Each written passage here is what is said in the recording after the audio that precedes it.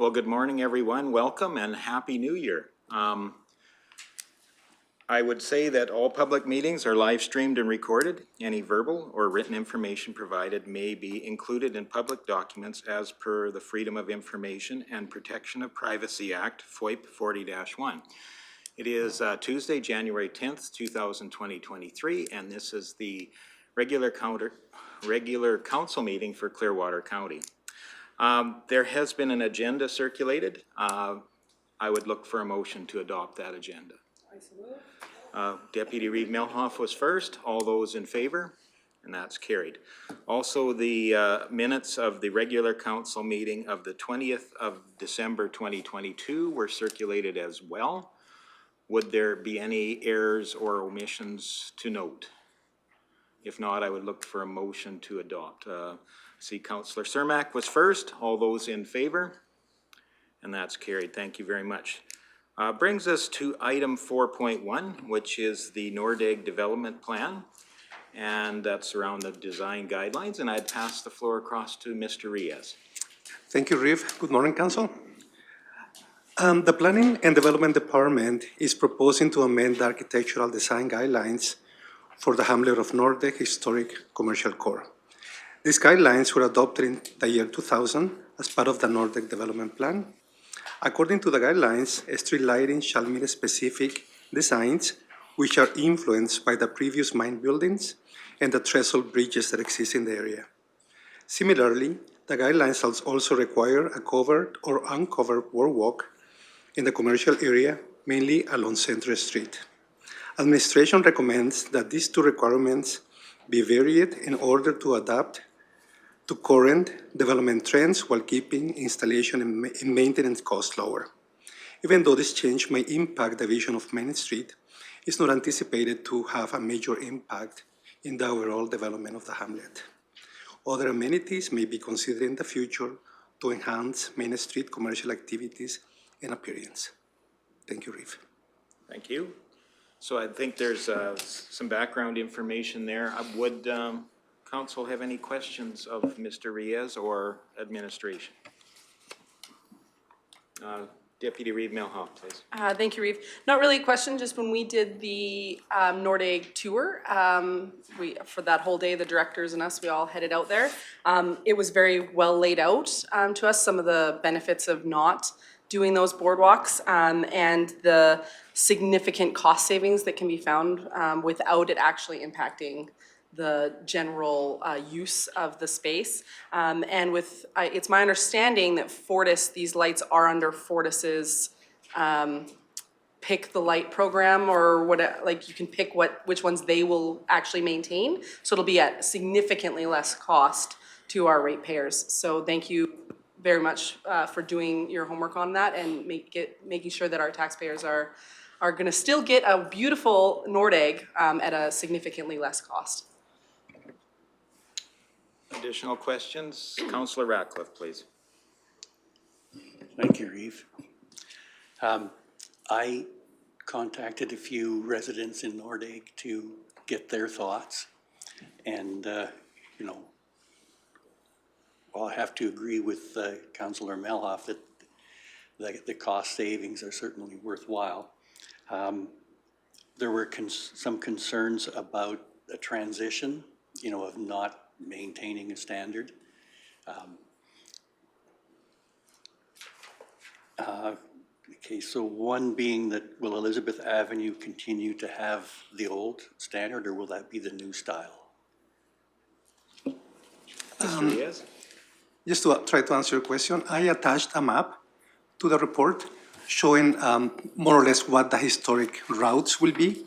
So we are going to be following that route with the old design that goes all the way to the mine site.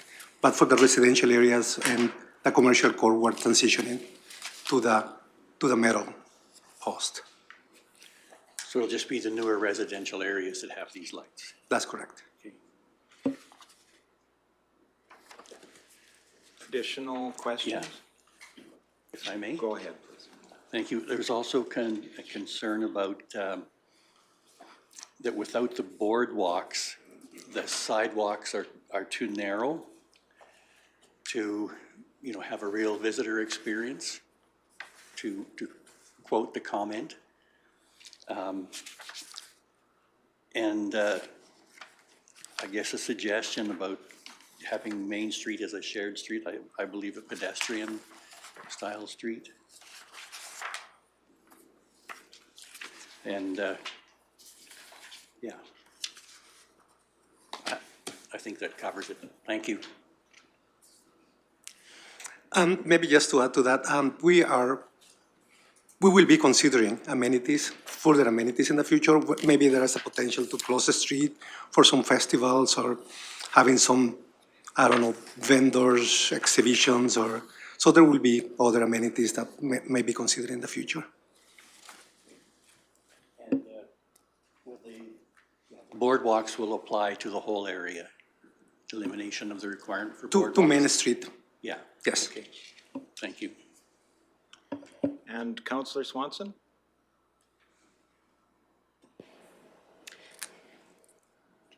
This may be a little bit off topic, but when we eliminate the boardwalk, and I know we have a two-way traffic that's scheduled for, I'll just say, you know, up to go to that south side into the historic commercial core. Could we consider a one-way through that commercial historic core up top, so that way, if we want to add amenities to that particular roadway in the future, we could? That is correct. I can see that happening. Okay, thank you. I guess a question I have, as we consider changing the design for the street lamps, if I remember, the original design also had that same theme carried through into route markers or the street markers as well. How do we accommodate that then as well? Or am I wrong on that? Okay, I'm just trying to understand your question. So we have markers on the existing poles. Okay. That's what you're saying?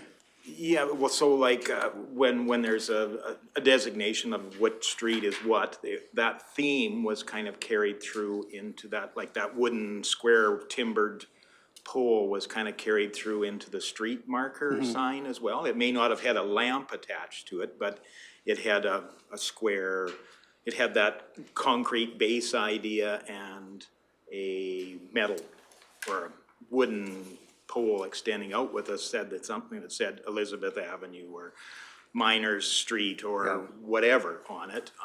If we remove that particular design aspect, oh, I see there it is there. So is there a consideration of then how we would?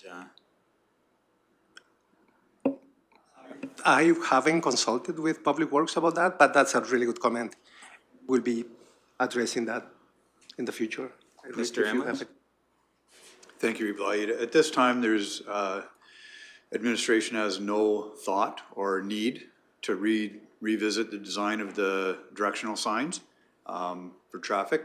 The reason the streetlights are before council for consideration, as discussed on the tour, meeting the illumination standards with our own design of light is extremely expensive. The 6x6 required to hold up the streetlight and grouting it in with all the wiring required and the concrete base really adds to the cost. Whereas the street signs are 4x4, much smaller, much more economic, no wiring required, and the base is more aesthetic than structural. So the cost is substantially less versus a streetlight. So we haven't identified any need at this time. Thank you for that. You're welcome.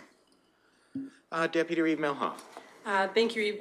Just as a follow-up to Councillor Radcliffe's question with regards to the boardwalk being removed, not having enough space, it was my understanding that even though the boardwalk was being removed, a sidewalk was going in its place, so it would still have that big, wide space, it just wouldn't be board, it would be just a bigger sidewalk. Is that accurate? The boardwalk was intended to go on the private property. Okay, So with the setbacks, we are allowing the buildings to come closer now to the sidewalk.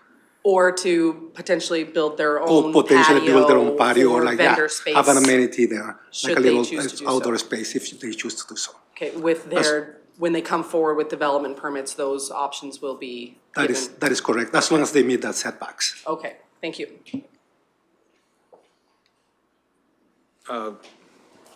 Councillor Ratcliffe, please.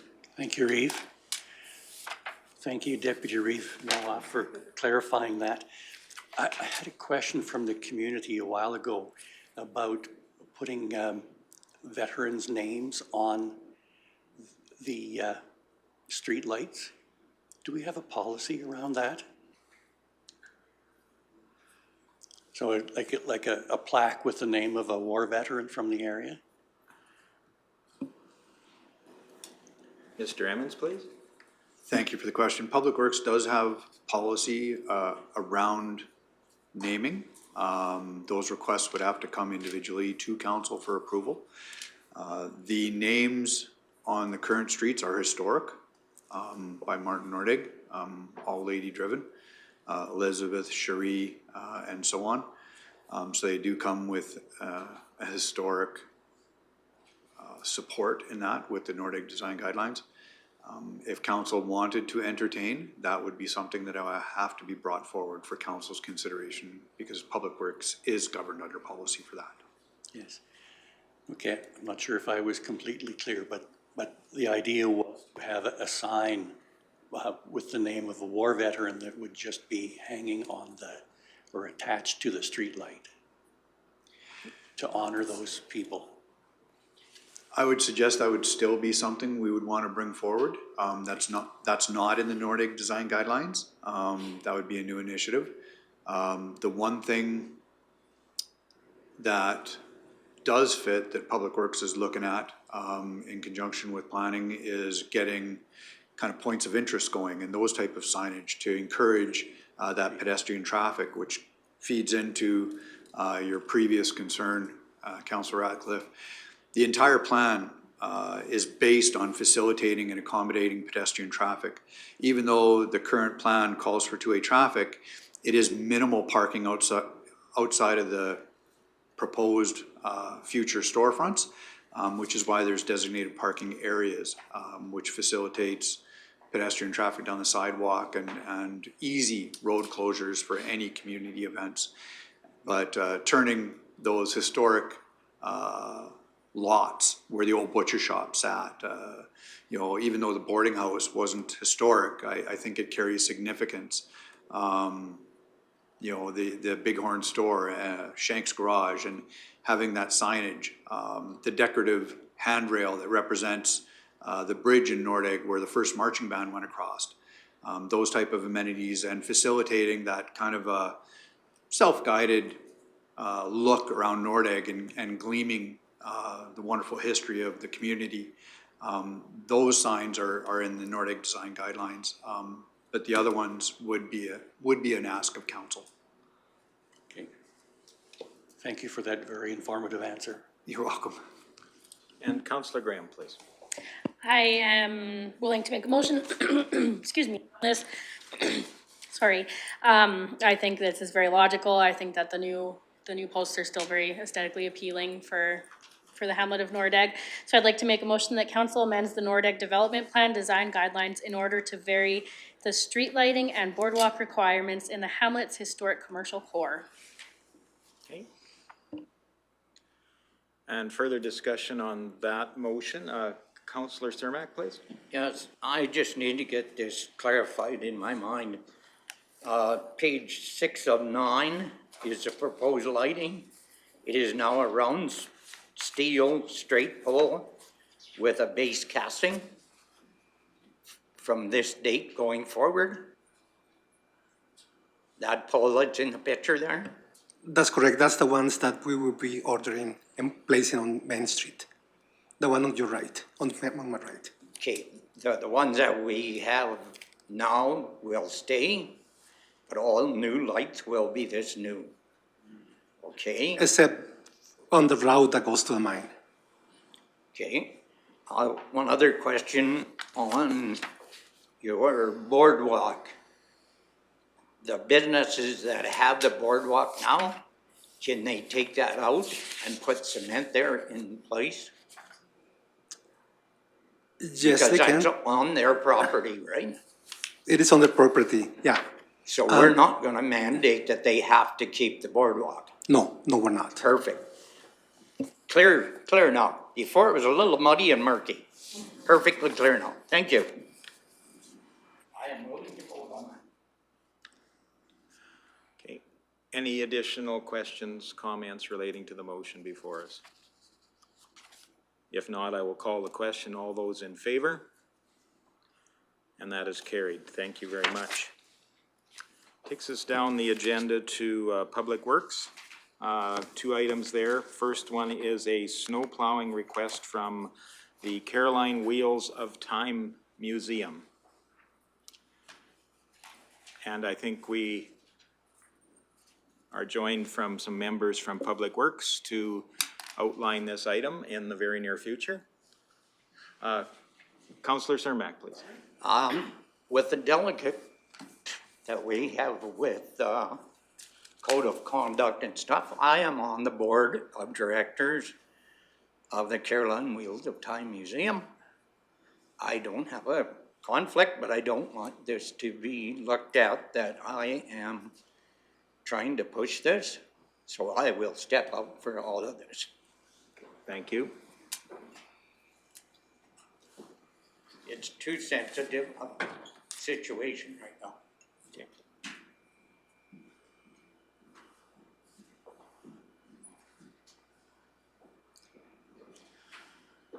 So we are joined by our Public Works team, and I'll turn the floor across to Mr. Magnus.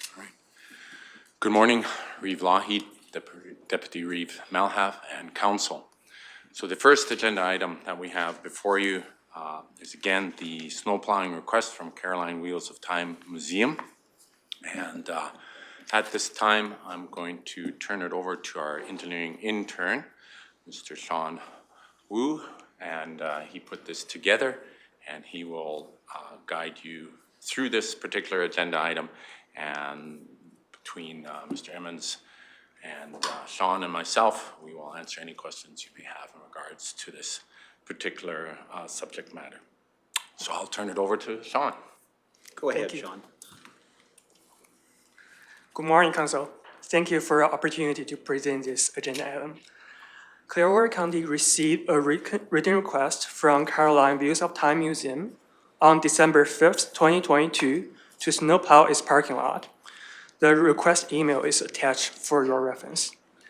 The museum also requested this snowplowing service to be ongoing through verbal communication with administration.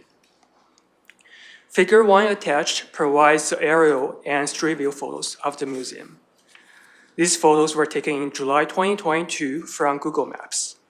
The parking lot mentioned in the request is circled in red on the aerial map.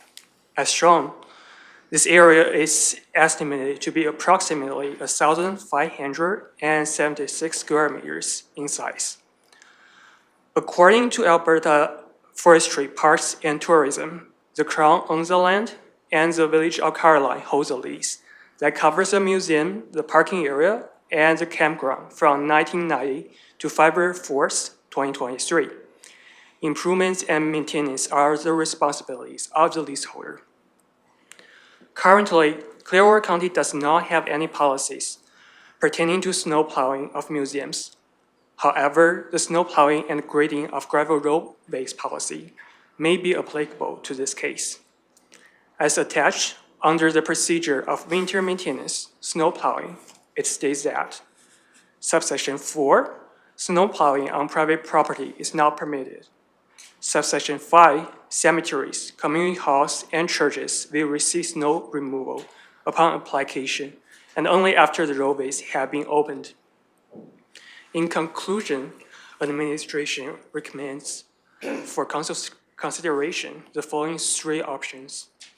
First, that council amends the current snow plowing and grading of gravel roadways policy, specifically subsection 5 under the winter maintenance section cemeteries, community halls, and churches will receive snow removal upon application and only after the roadways have been opened. Under the amendment, Caroline Views of Time Museum, that is, museums and/or other facilities will receive consideration for snow plowing in the same manner as cemeteries, community halls, and churches. Second, Clearwater County will complete snow plowing of the Caroline Views of Time Museum parking area with or without a service fee, but only after the roadways have been opened up. Third, the council declines this request from the snow plowing request from Caroline Views of Time Museum. Thank you.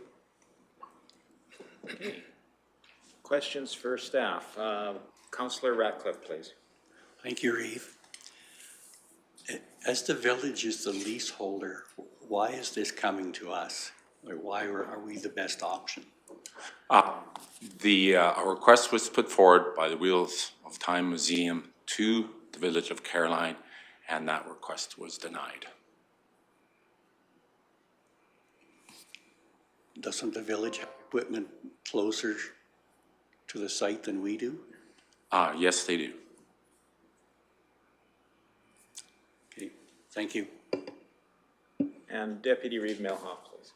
Thank you, Reeve. What is the potential cost to Clearwater County in achieving this goal, should we approve it? I'll turn that to Mr. Wu. Thank you. So we will be using a grader for this snow removal, and according to our 2022 equipment rates, that cost will be around $150 per hour to $200 per hour. It depends on the specific models of the grader. Can I ask a follow-up? Go ahead, please. Where is our closest grader operating? Is this significantly out of their way? It would be a somewhat of a challenge, yes. It is somewhat out of the way to the beat that takes care in that area. Another option would be to use our rover, one of our own graders, as operated by Clearwater County and our own personnel. So, as I indicated, he is a rover, and he could potentially make his way there. Typically, though, we do utilize this grader for the West Country and such, so it would be a bit of a roading of the grader to get there. Thank you. Councillor Northcott, please. Just my comment, I guess, a little bit, just in regards to Councillor Ratcliffe's comment, and as far as equipment goes, the location is fairly central, and Clearwater County is fairly vast. I think that there would be easy access for graders or snow plowing equipment to be able to conveniently stop by and, you know, be able to handle that little bit of snow plowing that's there. It is a relatively small area. I do go by there quite often, and there are other halls and stuff scattered throughout the landscape, so I don't see it being an issue, but I just wanted to pass that thought along. I'll go to Councillor Swanson and then to Councillor Graham. Yeah, I drive by there too, and I'm really wondering, is that particular area opened year-round or only open seasonally? It's only open between May and October, or is it open year-round? Thank you. So according to the director of the museum, it is open in summer from Friday to Sunday. However, in winter, it can be, according to the director, it can be any days when people are at the museum. So the potential could be, it could be open year-round. So Yeah. this is probably an opportunity because I have drove by in the wintertime, has not been plowed. So I mean, it's been one of those things that if they would like to encourage people to stop in the wintertime. So I can understand that. For me, I'm also curious about the Village of Caroline lease is to expire next month. Is there any word for them to renew this lease? No, I haven't really got that information yet, but I can definitely follow up with it.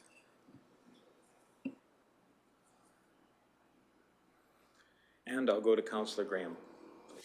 I'm on the same page as Councillor Northcott on this one. It's, excuse me, to me, it's kind of on the same page as the halls. Our residents are using it to gather there and to do all the things that they do there. And I also wonder if moving the Cheddarville Church there is part of the reason that they want it snowplowed this year when it wasn't previously.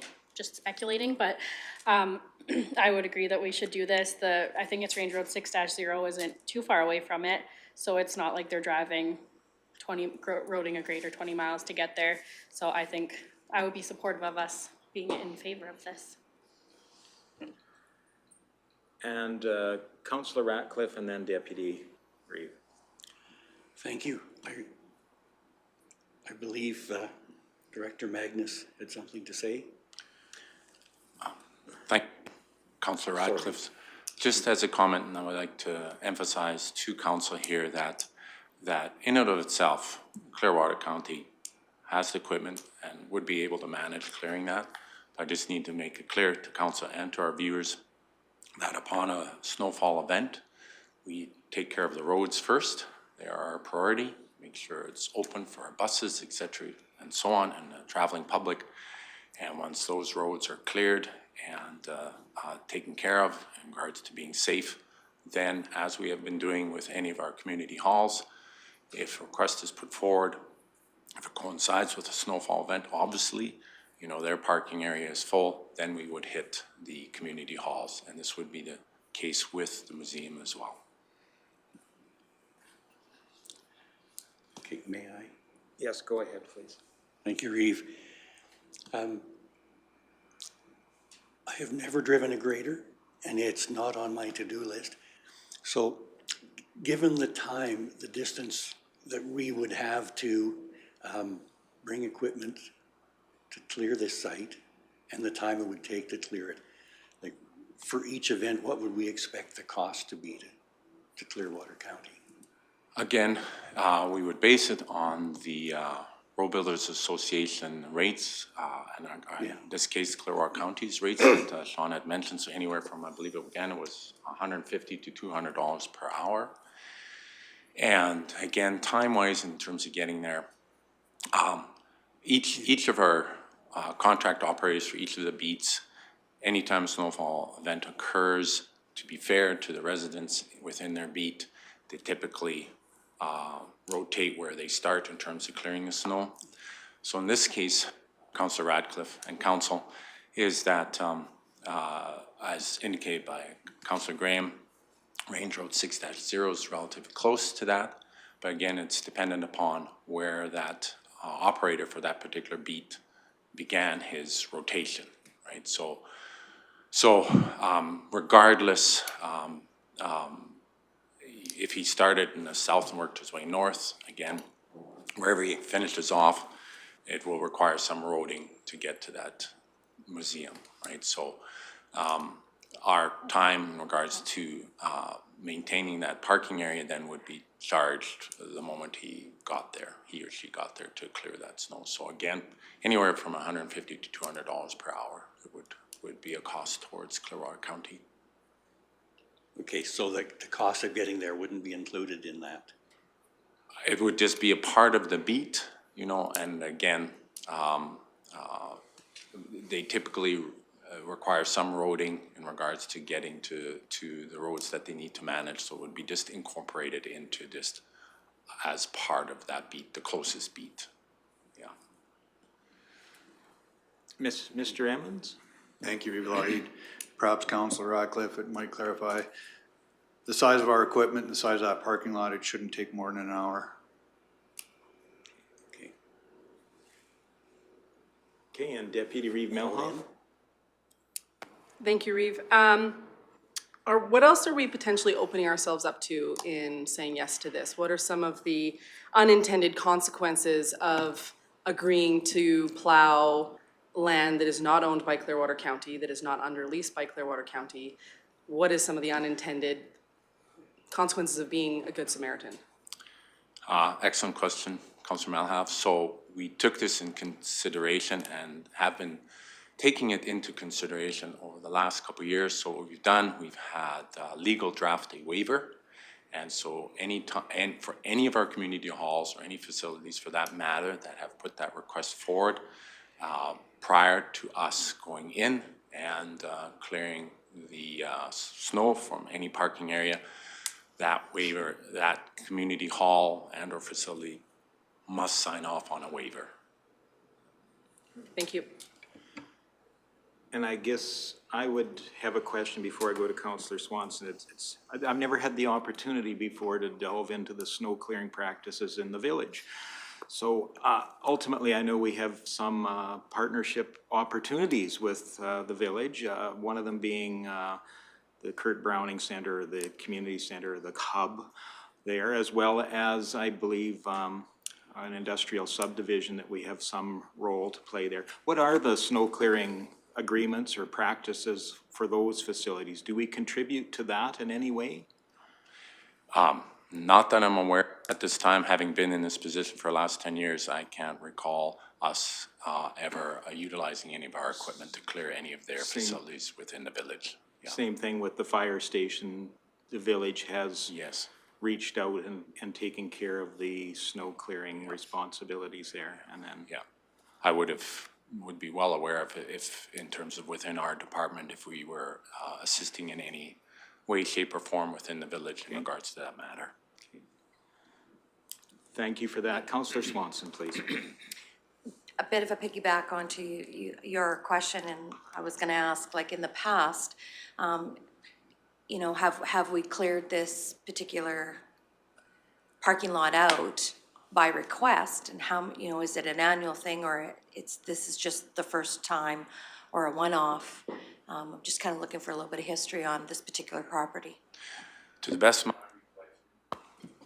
my recollection in the time I've been here, no, this is our first request, and I believe Mr. Emmons can validate that, but at no time in the past 10 years in my tenure here have we been asked to clear the parking area for that particular museum.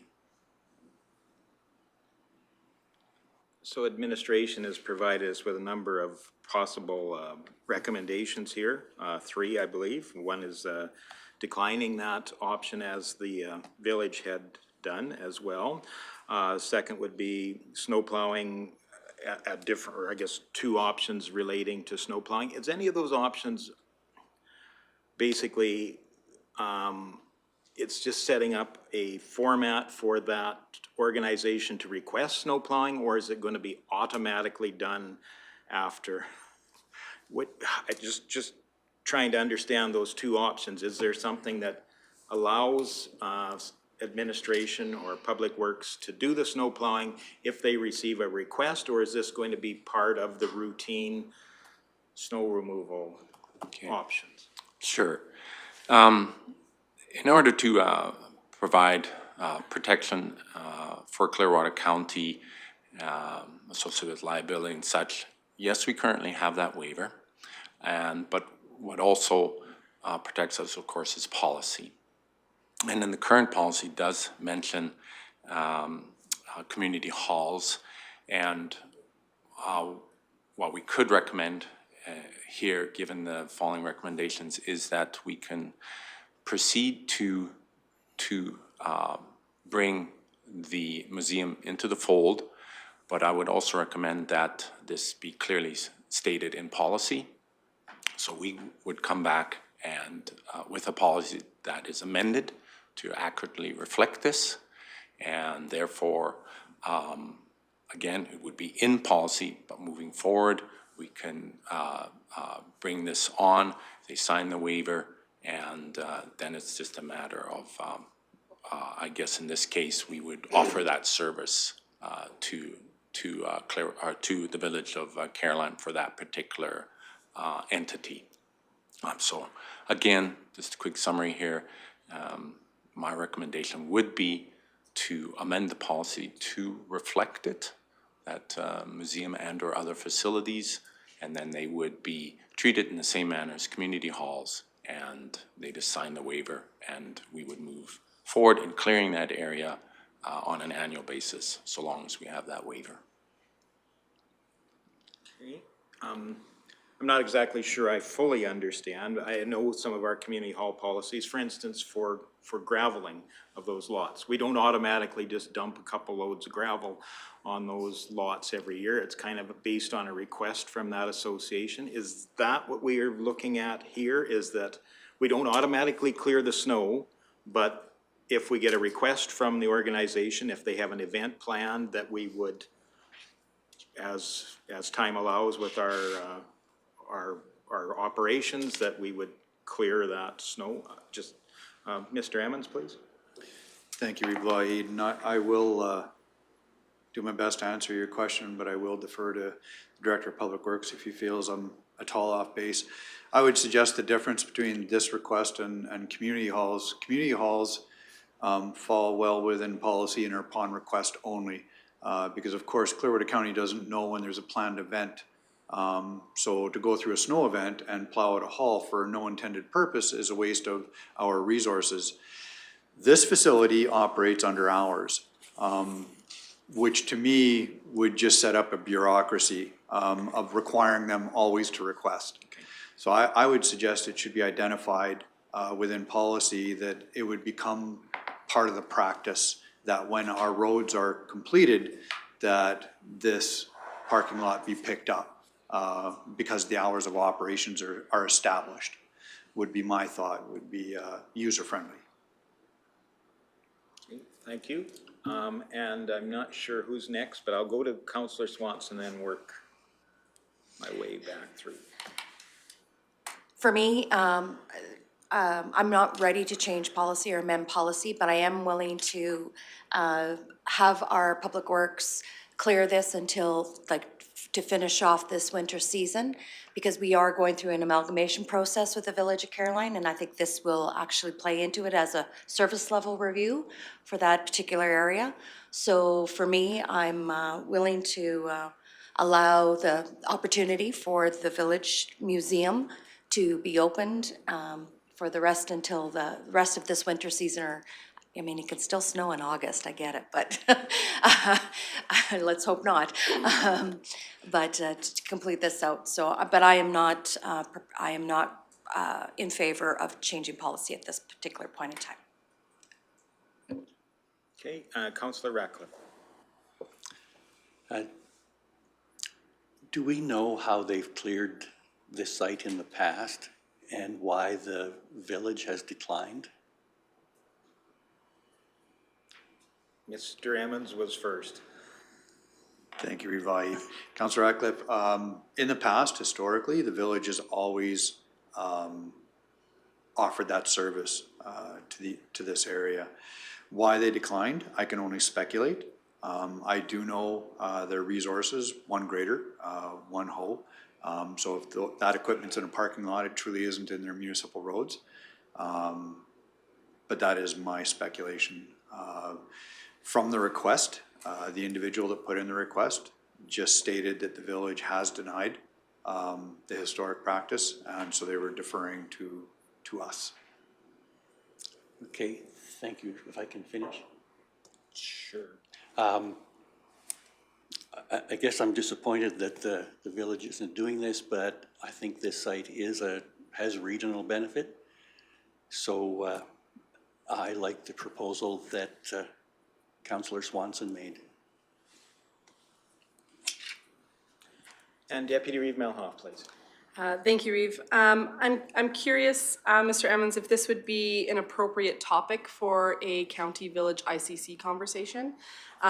With this not being our responsibility, perhaps we can lend a hand, similar to what Councillor Swanson just said in the meantime, but have this added to ICC so we can better understand some of the reasons that they may not have agreed to this. Now, the reason I bring this up at all is I'm trying to look at this from the framework as if the town had asked us to plow something within the town of Rocky Mountain House, if we would be considering this to the same level that we are now.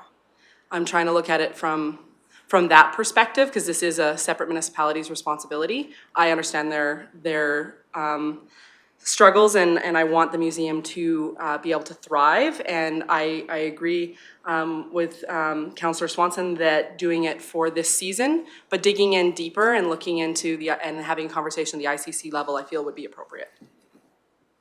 Unless you disagree. And Councillor Graham. I'm going to make a motion. I'd like to make a motion that snow plowing provided by Clearwater County of the Caroline Wheels of Time Museum parking area will be completed without a service fee, but only after roadways have been opened up for the remainder of the season. Okay. Clarification or questions relating to that motion? Deputy Reeve Melhoff. Thank you, Reeve. I like the add of the remainder of this season. Is that then to assume that we will continue conversations with the village to understand their position, or will we look into this policy and making policy amendments later? What is everybody's thoughts? Councillor Ratcliffe, please. Yes. Did I miss the part of the motion? Is the motion forever, or is the motion for this season? Okay, thank you.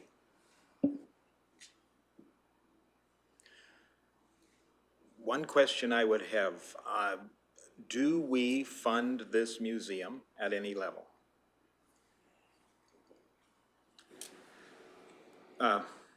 Mr. Emmons, please. Thank you, Reeve. Yes, we do. So if we were to charge, which is an important note, it could be just left-hand, right-hand spending.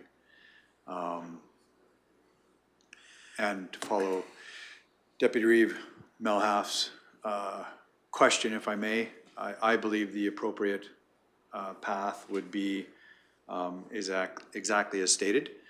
We could bring it forward to the ICC, and pending the outcome of those discussions, then administration could bring back a policy that reflected those conversations once the two councils land on consensus.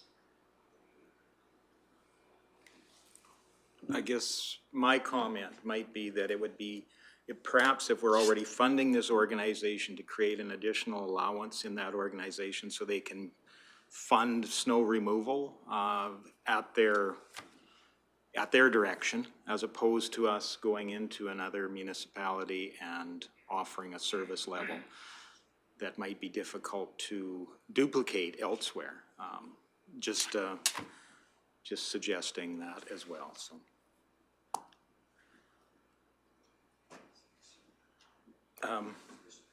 Councillor Northcott. I don't know. It's a fairly simple little project here to, I would say, with my experience running graders and stuff, probably half an hour to an hour of grading, but I do like Councillor Graham's motion, and I would support that. Okay, any additional comments, questions on the motion? I will call,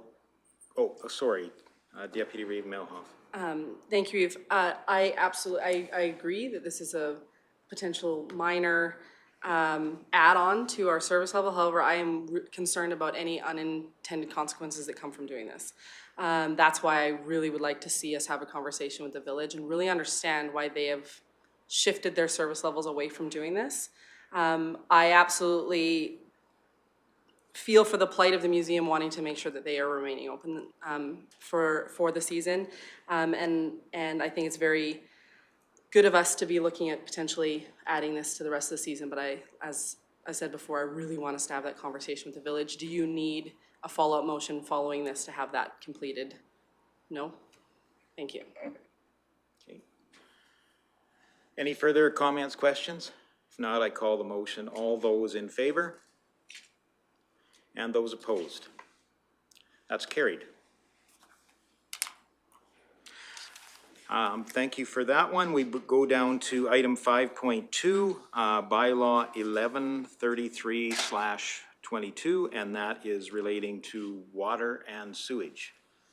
And again, I shall turn it across to our Public Works Team. Councillor or Deputy Reeve Milhouse? So I just wanted us to pause long enough that Absolutely. Councillor Cermak can join Absolutely. us.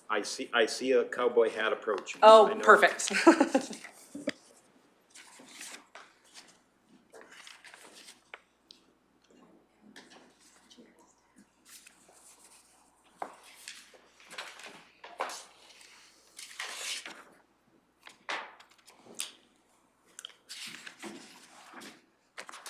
So again, we're on item 5.2, and that is bylaw 1133/22, water and sewage. And I shall turn the floor across to Mr. Magnus, please. Okay. Thank you. Prior to providing council with an overview of this agenda item, I would like to bring to council's attention a correction to the recommendation. So if you wouldn't mind just referring to the recommendation.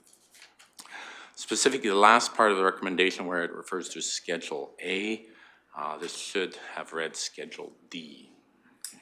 So the new bylaw with respect to the fees and rates will be shown in Schedule D as compared to the old bylaw where it was shown in Schedule A.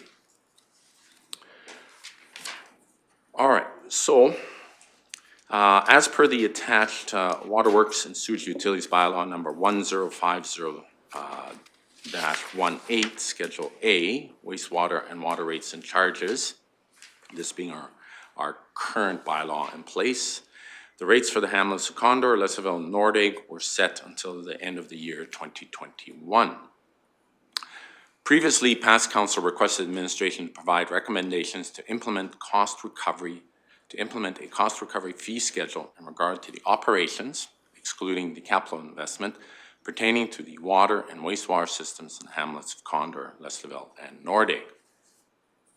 As such, administration is before council with an overview of what Clearwater County has spent on an annual operational basis, 2019 to 2022, to provide wastewater services to the hamlets of Condor, Lesaville, and Nordegg, and also water to the hamlet of Nordegg. Along with the operational costs, prior to putting together a wastewater and water rate fee for both unmetered and metered, administration conducted an in-depth survey of neighboring hamlets, villages, and towns regarding their 2022 rates in an effort to provide a possible cross-evaluation. And therefore, we've come up with rates, again, for both wastewater and water, which are deemed fair and reasonable, particularly given the current and potential future financial challenges faced by Clearwater County residents and commercial entities. Upon the conclusion of our research, administration has put forward recommendations for each of the following. There are 8 categories, okay, that we'll be looking at. So what we're going to do, both Kate and I, is we're going to look at each of those categories. What we'll do is I'll go through each of those categories, and at that time I will pause once I've gone through each category separately. So at the end of each category I will pause, which will allow then council time to have a discussion or debate and or ask questions in regards to the recommended rates and anything else that you feel would be prudent for discussion. Okay, so the very first one we're going to look at is residential wastewater rates unmetered. For both Condor and Nordegg, the 2019, 2020, 21, and 22 rates were as follows. $50 per month, $55 per month, $60 per month, and again, $60 per month, respectively.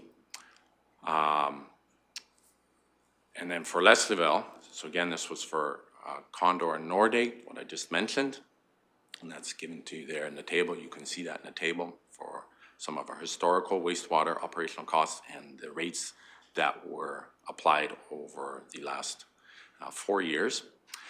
For Lesaville, they were $48 for both 2019 and 2020 per month, and $50 per month for 2021 and 2022.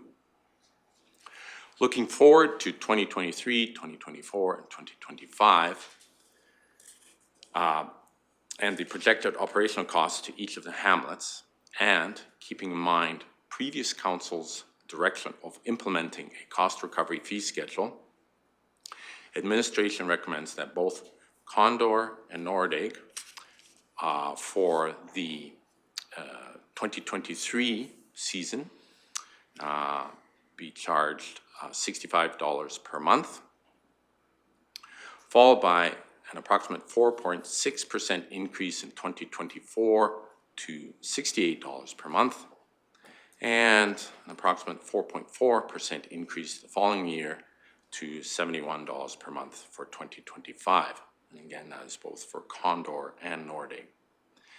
These rates would reflect, for the most part, full cost recovery, at the very least for Condor. As for Nordegg, keep in mind the wastewater system was designed to accommodate 2,500 people. Okay, and that's why you can see there's quite the discrepancy there in terms of the cost per month, the second to last column, and the recommended rate. Again, this system was designed for 2,500 people. So to be fair, the rates were set to reflect the recommended rates set out for Condor, which has approximately the same number of residents and households in comparison between Condor and Nordegg. As for Leslieville, administration recommends a rate of $55 per month for 2023, $60 per month for 2024, and $65 per month for 2025. As council can see, these rates will not allow for full cost recovery, and this will be due to a new mechanical wastewater treatment facility coming online in 2023. That's why you see the operational costs being significantly higher per month than our recommended rate. But again, I'll emphasize we're trying to be fair and reasonable to our residents and commercial entities, given that there is a new facility being built there, and we are accounting for that. So that's our first category, and I'll turn it over to council if there are any concerns, questions, comments regarding these proposed rates. I believe I saw Councillor Graham's light first. How many people is the new Leslieville system built to accommodate? Or going to be built to accommodate? What is it? Ms. Reglan? So I don't have exact numbers, but the new system is able to accommodate surrounding hamlets, which would be Alhambra, Withrow, Condor, when that system is up for upgrading as well. So I would say up to 500. Okay. Because it has the schools as well. Okay, thank you.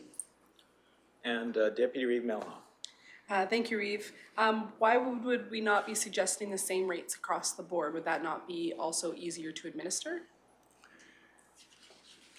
That was taken into consideration, but again, we're trying to keep in mind previous councils of trying to achieve cost recovery, and we're trying to increase the rates in a reasonable manner so it's not a hard hit. And again, if this is something council feels they would like to see, ultimately that is at your discretion. And if that is something you want to see across the board, by all means, we can do that. Is it difficult to administer? No. In regards to the paperwork associated, no. It's not a challenge in regards to our staff. May I ask a follow-up? Please. I obviously am not the counselor for those divisions, so I'd be looking to the division area counselors probably for this question, but have we heard anything from the residents on what their thoughts are on these particular rates? I don't know if the residents, I'll just say it this way. I don't think residents ever fully receive increased rates favorably. I think they would like to see reduction in rates ultimately, but I haven't had any feedback at all. And Councillor Graham? Okay. I just wanted to say that I really appreciate that you guys are trying to do the smaller incremented raises here. Leslieville's already receiving the biggest percentage of an increase, so I would not like to see them the same right now because that's going to be a big jump for them, and it already is not fun raising things right now, as we all know, with the inflation of the world, I'm just gonna say. So I personally like the proposed ones. And Councillor Ratcliffe, please. I like the information you've put together here. It gives a lot better understanding of how that system works and the costs of running it. My first question is about the operating costs at Nordegg. As the residential population there increases, will we see a corresponding rate in the operation cost, or will it remain fairly flat until it reaches capacity? Ms. Regland? For Nordegg, the operational cost will stay consistent. What you'll see is going down in the monthly cost per household. Yes. Because we still have to operate the system in the same manner, whether it's servicing the 65 homes or when everything's online, it could get up to, I think we have about 100 water meters kind of scheduled to come in. So that will start to balance itself out. Okay, and in Nordegg, the service is only on the south? Yes, correct. So Within the hamlet itself. Yeah, okay, thank you. And Councillor Swanson, please. When we went through budget, there was a budget line in regards to meters. Was that only for new builds, or was that for a conversion from unmetered to metered? That was for conversion for all households, so unmetered, as well as new builds. Okay. So we tried to compensate everything, including commercial, the church, everything. Okay, so sorry. Go ahead, please. So the unmetered prices that we see here per month eventually will be flipped to a metered over time. Do we have a predictable time schedule for that? We have proceeded with a recommendation from the engineering firm for what type of meter system we're going with to implement. We're hoping by the end of 2023 to have water meters in existing buildings and new buildings. Okay, thank you. Deputy Reeve Milhoff. Thank you, Reeve. The numbers, many of them associated, like above these charts for our surrounding communities, are different than the ones that are being presented. Am I to assume that's because those communities are able to spread the cost recovery over significantly bigger population? Through my investigation, the majority of these are based on water meters and usage costs. So it was quite hard to kind of do apples to apples. How the town of Eckville is $25, I didn't have research and call them to ask if they're full cost recovery or not. My assumption is that wouldn't be cost recovery at that rate. But that's kind of why it's hard to compare apples to apples, because I think other than Eckville, they're all based on usage costs. And we don't have that as of now. Thank you.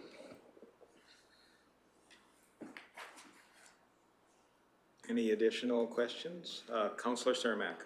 Yeah, I just need it clarified here in the annual operating forecast and the annual operating costs. You said that Leslieville has a potential in wastewater of 500 residents, but yet Nordegg has it for 2,500, and those dollar figures are pretty much comparable. But the cost per month is quite a bit cheaper at Nordegg, when we only got 65 people there, and Leslieville has 75. Mr. Magnus, please. Excellent comment there, Councillor Cermak. Yeah, so the system that's currently being built in Leslieville has the capacity to handle up to 500 plus residents. And we built that to account for should council in the future want to tie in Alhambra and Withrow, right? So the system being built is a new system. It's a mechanical treatment facility that will have that ability to accommodate an increase in population. So it's now exemplifying very much the same as what we're seeing in Nordegg. When that facility was first built, it was built to handle 2,500 people. So it is quite a very, I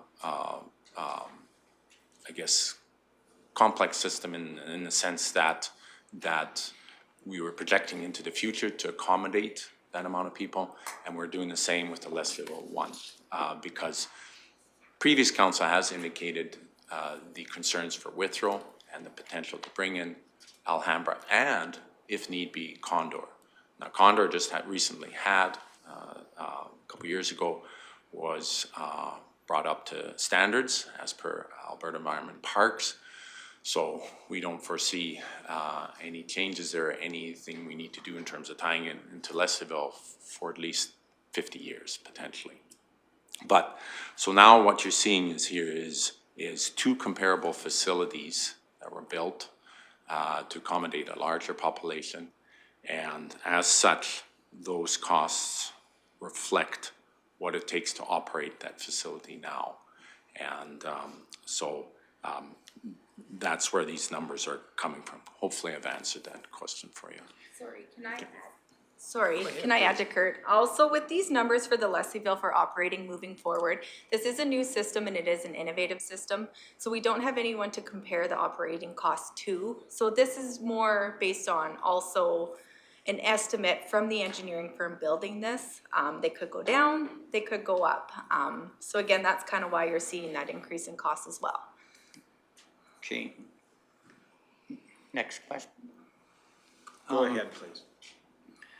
So we're building Leslieville to accommodate 500. We are hoping for a big increase in residentials in Condor, Leslieville, hopefully Alhambra and Withrow, if they can handle their wastewater. How much is it going to cost us to improve Leslieville to reach 2,500 like we have at Nordegg? How much is that cost increase to increase at another 2,000 people? At this time, that's difficult to speculate what that cost would be. We would have to look into it. If indeed the population was to get to that point, even just by tying in Alhambra, Withrow, and Condor, and if that was the case in the future, this facility, the way it's currently built, would be able to handle that. Again, that's something we could look into if and when Leslieville ever gets to 2,500 people. Obviously, then there would have to be changes to the treatment facility itself. Okay, so if we expect some increase, there's going to be increased cost in handling the waste from our outlying villages that we are trying to increase the population there. Right now, that's the whole object of what we're sitting here to do.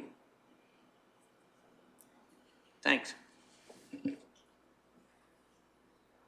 Any additional question? I think if you want to continue forward. Okay, thank you. Next, in the second category is commercial and institutional wastewater rates, unmetered. If you refer to, I guess, page 28 in this case, you will see the historical rates for each of the four, specifically small commercial, medium commercial, large commercial, and institutional. Again, to continue to move towards cost recovery, administration is recommending for council's consideration the given rates as per page 29 and 30. So there is a table at the bottom of page 29 and the top of page 30 with regards to our recommended rates. For the most part, other than small commercial, the 2023 rate would remain as per 2022, and then a slight increase in the following years of 2024 and 2025. So I will turn this again over to council in regards to discussion regarding this category. All right, any thoughts or questions? I guess just for my clarification, the suggested rate for a school, for instance, would be? So the suggested rate, and again, have school as one of the entities for each of the subcategories for small, medium, and large. So the rate in 2023 for unmetered wastewater rate school is $55 per month. Medium school, $120 per month, and for the large would be $190 per month.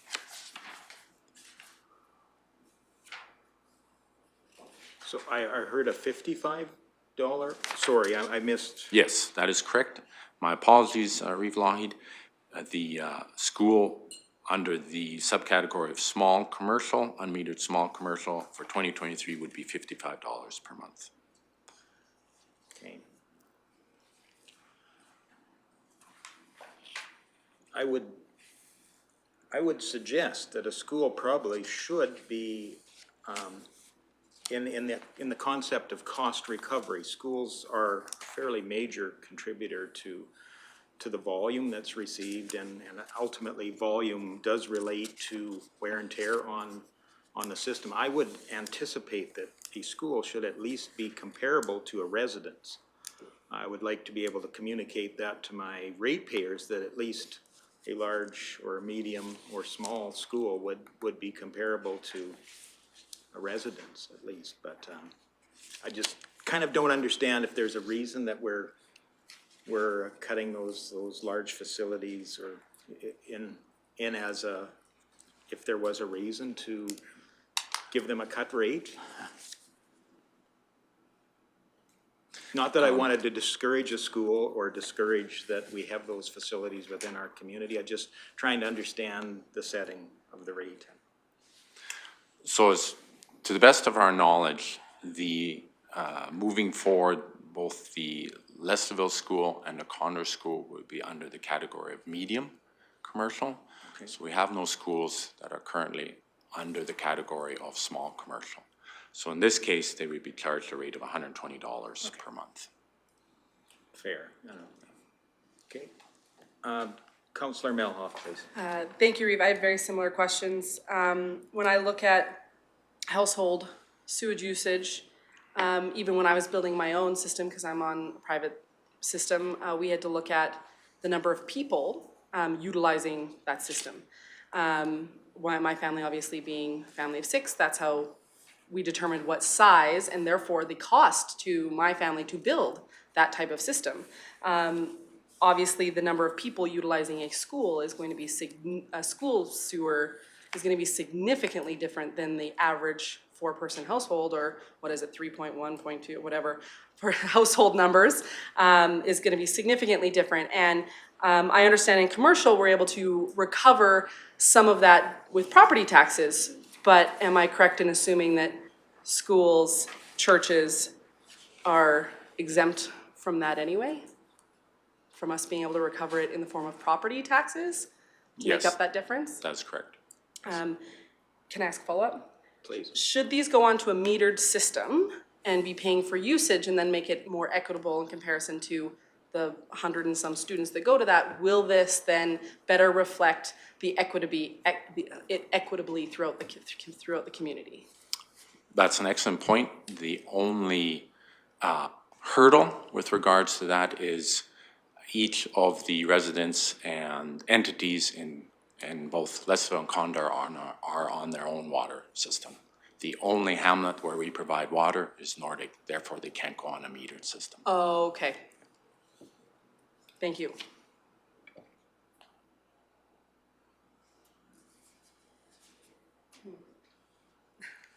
Any additional questions?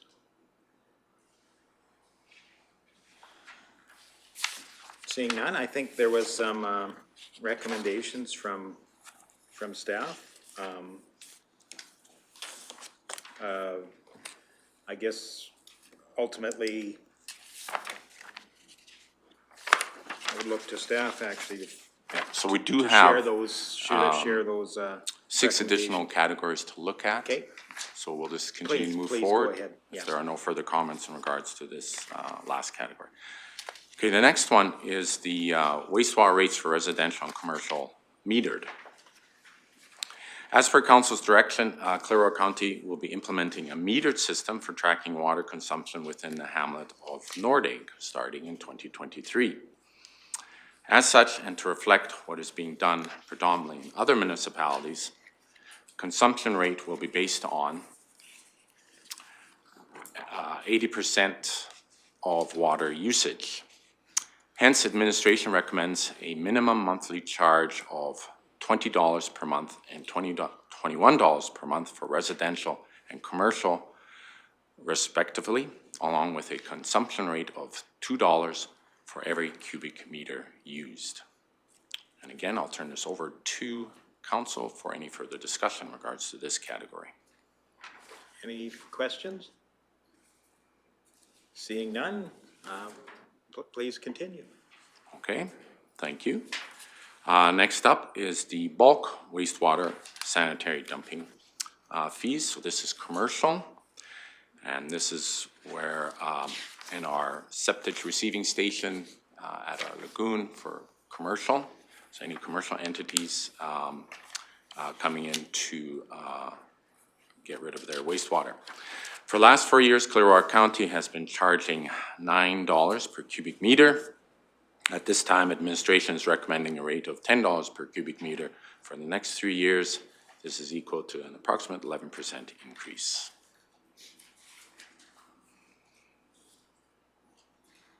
Any questions? See none, please continue. Okay. The next set of rates are for water. So we're done with wastewater at this time. So thereafter, it's pertaining to water. And again, this is only associated with Nordegg as we supply the water there. So the category, in regards to the first category in regards to water, is residential water rates unmetered. So in September of 2018, Council agreed upon a $55, $60, $65, and $65 per month for households for the years 2019, 2021, respectively. Again, the system was set up for a population of 2,500 people. Keeping in mind previous council's direction of cost recovery, administration recommends keeping the 2023 at $65 per month, with an increase to $70 per month for the years 2024 and 2025.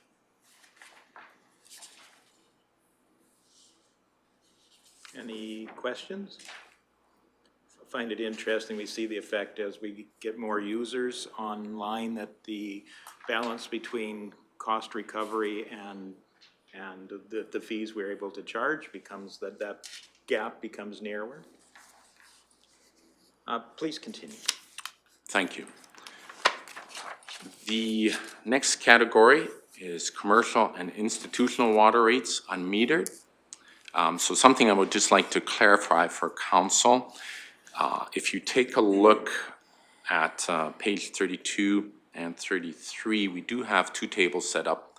The one table just beneath the title itself, which showed the historically the rates, what they were from 2019 up to including 2022. We designate each of the entities as hotel small, hotel medium, hotel large. That does include commercial. Okay, so one of the changes we'll do with the new bylaw is to clearly indicate that, so that'll be commercial / hotel small, commercial / hotel medium, and again for the large as well. Okay, we just don't want people to be confused that this only pertains to hotels. This does pertain to commercial entities as well.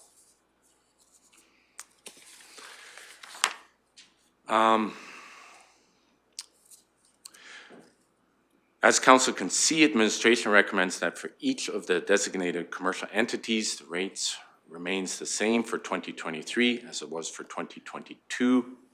However, as of 2024 and into 2025, the rate would be increased by $5 or approximately 2%. Administration again surveyed some of the neighboring hamlets, villages, and towns regarding their 2022 commercial water rates in an effort to provide a possible cross-evaluation, and therefore came up with rates which are deemed fair and reasonable, particularly given the current and potential future financial challenges faced by Clearwater County residents and commercial entities. And again, I will turn this over to Council for their consideration and any further discussion in regards to this category. Councillor Cermak, please. Yeah, I see in the unmetered water rates 2020 right through to 2023 is exactly the same rates for 4 years. I think our costs have increased in those 4 years considerably. But we're managing to be able to keep it at the same for 2023 as we did for 2020. I know that our costs have increased. I think it should show an increase in 2023 in the commercial and institutional water rates. Mr. Magnus? Yep. And again, this is council's, at council's discretion. The reason we left it in 2023, I know, was the same for 4 years. yeah, and the reason we went this way was to, I guess, allow some time for the commercial entities to, I guess, come to the realization there will be an increase. So we're going to put out letters.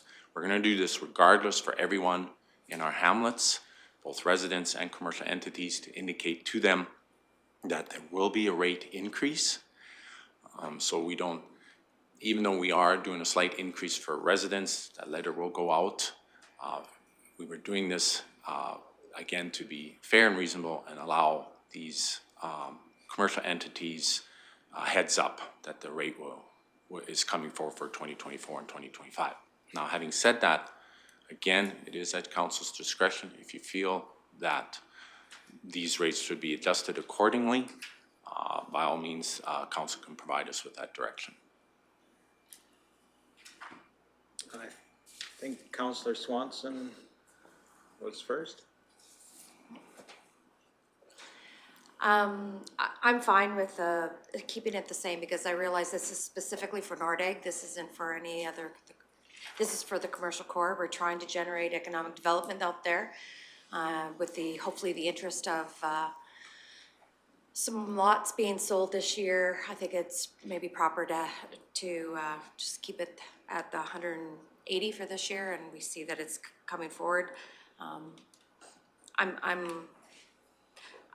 I understand the fact, yes, it's been the same for 4 years and things have gotten up, but at the same time, it's kind of the cart and the horse. We want the development, but at the same time, we've got to make it a little, have a few concessions at some point to entice developers to come out there as well. So I guess for me, I'm happy with the, I'm okay with the 180. And Deputy Reeve Melhoff. Thank you, Reeve. I'm still struggling a little bit with the finding equitable fairness, when I know equality isn't always fair, between residential into a commercial. Because residential is going to be paying 65 and commercial is paying 180. And their usage is going to be significantly different. And yet it's not a significant difference in cost. And I know that during our budget, our amortization, what was it, 22 million if memory is serving, 22 million amortization. And our amortization, this would be how some of the ways that we would be building on our amortization discrepancy that we have, is ensuring that we aren't going back in that every single time. And while I don't want to put that necessarily onto our residents, there's a huge difference between the usage of a 3.1 person household and a hotel. And there isn't necessarily a huge gap in difference in usage. Whereas if you look at Winfield, Malhurst, there's significant cost difference between their residential rates and their commercial rates and institutional rates. Just as a thought. Thank you. I guess my question was, I was under the understanding we would be moving to a transition into metered water. How is that still the plan? Yes, it is. In the meantime, before those meters are installed, we still need to Have to they're set a going, rate. yeah, you know, they're gonna be on a monthly, the water's still being used, so we still need to, follow through with a monthly rate until such time that those meters are installed, and then that transition will occur. And once that transition has occurred, there probably would be no need for a unmetered rate? Or is there still gonna be some users that are unmetered even though we've developed a system to meter water? Do you know? Our goal is to have everybody metered, yes. Obviously, you need to go into their household. Some people may not allow us to. And to follow up on the hotels as well, from my knowledge, current hotel in Nordegg is not on our water system. So they are only being billed for sewer at this time. So there's no other small commercial hotels that are connected to our system paying the 180. The other commercial buildings, I think Kurt has the list, are quite few in Nordegg. And the small would be referring to people that don't have toilets, more or less, in their system. For small. Okay, thank you. Any additional questions? Councillor Cermak, please. How much of an increase will it be when we put the meters in and their charge per cubic meter cost above? If you're putting in meters this year, you must have some idea what we're gonna charge them per month and in so much per cubic meter. Do we have that? Yes, we do. That is our second to last category. Oh, Councillor okay, Cermak. then we'll get to it. Yep. Okay, because I was just wanting to know how it's gonna compare to this. Are they gonna have a ridiculously big leap from 180 to, let's say, $500? Yeah, so having said that, Councillor Cermak, if council's okay with it, I can just briefly touch on then the second to last category, which is residential, commercial, and institutional water rates metered. And I can just touch on that and bring that to council's attention, and then any further discussion or comments in regards to that. So with regards to this category, again, in 2023 and thereafter, Clearwater County will be installing, again, as you're all aware, water meters, which was an approved 2023 capital project within the hamlet of Nordegg. Consequently, administration's recommendation for water metered rates are as follows. Residential, a minimum monthly charge of $18 per month, and there, along with that, a consumption charge of $2 for every cubic meter of water used. Institutional will also be a minimum of $18 per month, along with a consumption charge of $2 per cubic meter. And commercial would be $20 per month and a consumption charge of $2.20 per cubic meter. So in response to your question, Councillor Cermak, that is ultimately we'll know for sure once they're changed over to the metered system and what their typical consumption is, and then we'll have a better idea how close that comes to the set rates when they were unmetered, sort of thing. But we speculated it should be relatively close. Like we're trying to, again, make it in such a way that it's not a huge surprise to our both our residents and commercial users. But again, we won't know that for sure until such time that we have some data to do a comparison. So allow us a year to see what kind of consumption we're seeing out there. Deputy Reeve Milhoff, please. Thank you, Reeve. With us being the landowner for the hotel, would it not be at our discretion to put them onto our water system? You are correct. I believe policy dictates, and now Mr. Emmons sharing this as well, contribute to this discussion, but from my understanding, it is in policy that they should be tied into our water system. And as the landowner, Yeah, it would be at our discretion yeah. to do so. And it is within this current bylaw that is to They will be occur. transitioning into the municipal system. Correct. Yeah, within 1 year. Thank you. I think if I remember correctly, I think there is some policy around if you abut up to those municipal available services, that you must connect to them. I think that is what's in place in other hamlets, and I'm sure there would be comparables in Nordegg as well. Any additional questions? Please. Okay, please so our continue. one and last, our final category is bulk water rates.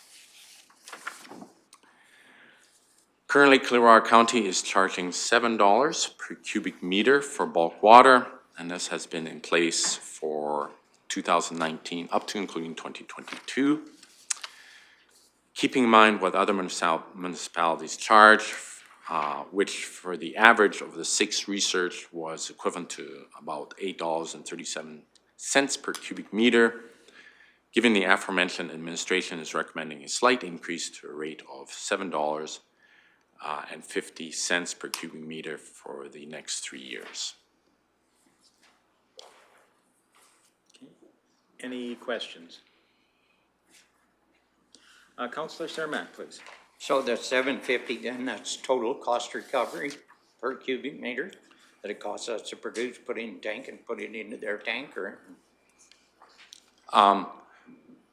That is difficult to say. When we put these costs together, again, we're trying to be as reasonable and fair as possible in regards to serving the needs of the residents and our commercial entities out there.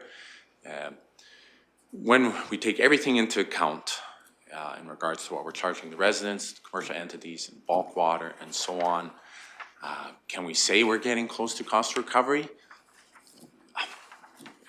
Probably close, but I wouldn't say we are. So again, I go back to Councillor Swanson's, and she made a very good point, and that did cross my mind too, is we know how important that hamlet is to us and its future, and we want to try to set the rates in such a way that in no way it inhibits other commercial entities or residents from potentially seeing this as an option to establish a business and or put a summer residence out there. I can't say for sure that we are achieving cost recovery with all of this sort of thing. Again, it was built for 2,500 residents, Councillor Cermak, if that helps. Mm-hmm. Yeah, yeah. I can see that where you're coming from, that we need to have the businesses out there, but sooner or later, we have to recover our costs. I mean, business just doesn't continue on if you don't cover your costs. And I know that we're providing a service and we're attracting business. I can see that, but sooner or later, we have to get up to where we are recovering our costs. An excellent comment, and again, I put it back to council. If council feels there should be an adjustment to any of the recommended rates to better reflect that, I leave that at council's discretion to provide us that direction. Thanks. And Councillor Ratcliffe, before we take a short break. Go ahead, please. Okay, thank you. So this bulk water in Nordegg, most of the residents on the north side of the highway in that subdivision, they're hauling water to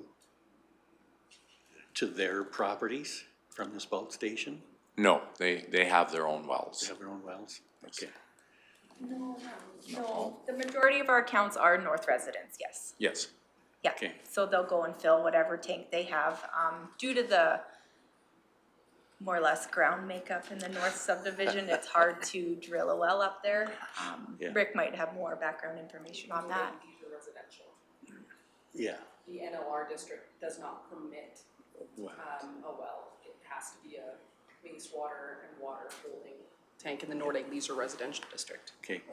No, I was just wondering how the trucked water consumption or service would compare to connected water service.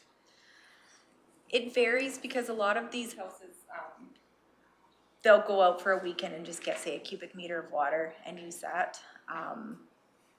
And I haven't gone through and looked at how much people pay. I do know that we are getting a lot better cost recovery with the system as opposed to the honor system, but how much people are paying in each house, I don't have that information without looking at everyone's accounts. Okay, Thank you. okay. And again, thank you, Kate, for that clarification. All right, let's take a short break here. Be back at 10:40, please.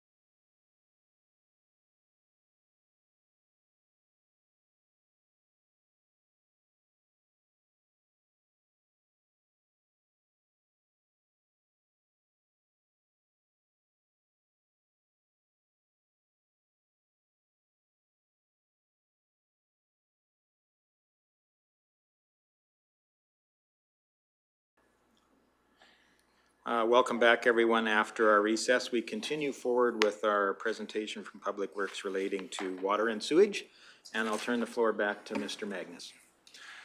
So at this time, we've finished going through each of the categories, so we're going to put the recommendation back to council. If there is any further discussion, again, that council considers providing first reading, permission for second and third readings to the Water and Sewage Bylaw 1133-22 on the residential and commercial water and wastewater rates, including rates for bulk as presented in Schedule D for each of Condor, Lesaville, and Nordegg from 2023 to 2025. Okay, thank you for that. Councillor Graham, please. I was just gonna make a motion that council grants first reading to the Water and Sewage Bylaw 1133/22 on the residential and commercial water and wastewater rates, including rates for bulk, as presented in Schedule D for each of Condor, Leslieville, and Nordegg from 2023 to 2025. Thank you for that motion. Comments, questions relating to that motion? Deputy Reeve Melhoff, please. Thank you, Reeve. I'm still not entirely comfortable with the commercial institutional wastewater unmetered rates. So in the B section, and maybe it's me misunderstanding, but it still just doesn't seem, when a household is at a rate that is not that different from a school that's right full of people that will be using significantly more wastewater than a household. Can we dive into that a little bit deeper, or since a motion has been made, is it not appropriate to dive into that deeper anymore? I think it's part and parcel of Okay. that bylaw for sure. I'd like to dig into that some more, please. So Mr. again, Magnus? yep, so again, we do not have any schools within the municipality that would be considered small commercial. So the charge of 55, 58, and 58 for 2023 to 2025 respectively. And our current two schools would be under the unmetered medium commercial, and that would be at 120, 123, and 125 for 2023 to 2025. So I guess the question I pose council here and Deputy Reeve Melhoff is, would you like to see a change in the rates per month for small commercial and medium commercial and large commercial, or is there one particular subcategory that in terms of the rates that you would like to see changed? Deputy Reeve Melhoff, please. Thank you, Reeve. I really like the numbered based with Red Deer County, with as far as like they actually utilize the main, like the water, or not water, the sewer main diameter in order to determine, because they're not metered either, I'm assuming, so they're basing it on just the size of the main that would be required, and therefore, if it's a bigger main, it is obviously having more usage, or is perceived to have more usage, and therefore they've increased the rate based on that. Is that something that we could consider implementing, because it gives a very quantitative way of measuring this, or not? Most definitely. We can obviously reach out to the Wildrose School Division and their maintenance department personnel there who are overseeing the construction to see what size of line we're using, and if that be council's decision or request that we look into that and come back to council in regards to what that would be and compare it to Red Deer, we can definitely do that. Can I ask a follow-up? Please. Particularly with schools being non-taxed entities, therefore we don't even have any other way of recovering their usage. I would just like us to have a better rate that more represents their actual use of our system than this. Personally, I would love to hear what everybody else's thoughts are on this. Or am I the only outlier here? Would you have any idea of how much a school would actually contribute to the overall wastewater within a community? According to the data and information found by Mrs. Reglan. It's about 2 cubic meters. What is that? I'll let you touch on that. Yeah, go ahead. So based off data from our lift station, when school is in session, the school contributes an additional 2 cubic meters, and the average household will be about 0.5 of a cubic meter. And then I would suggest that schools are probably in about 200 days of the year.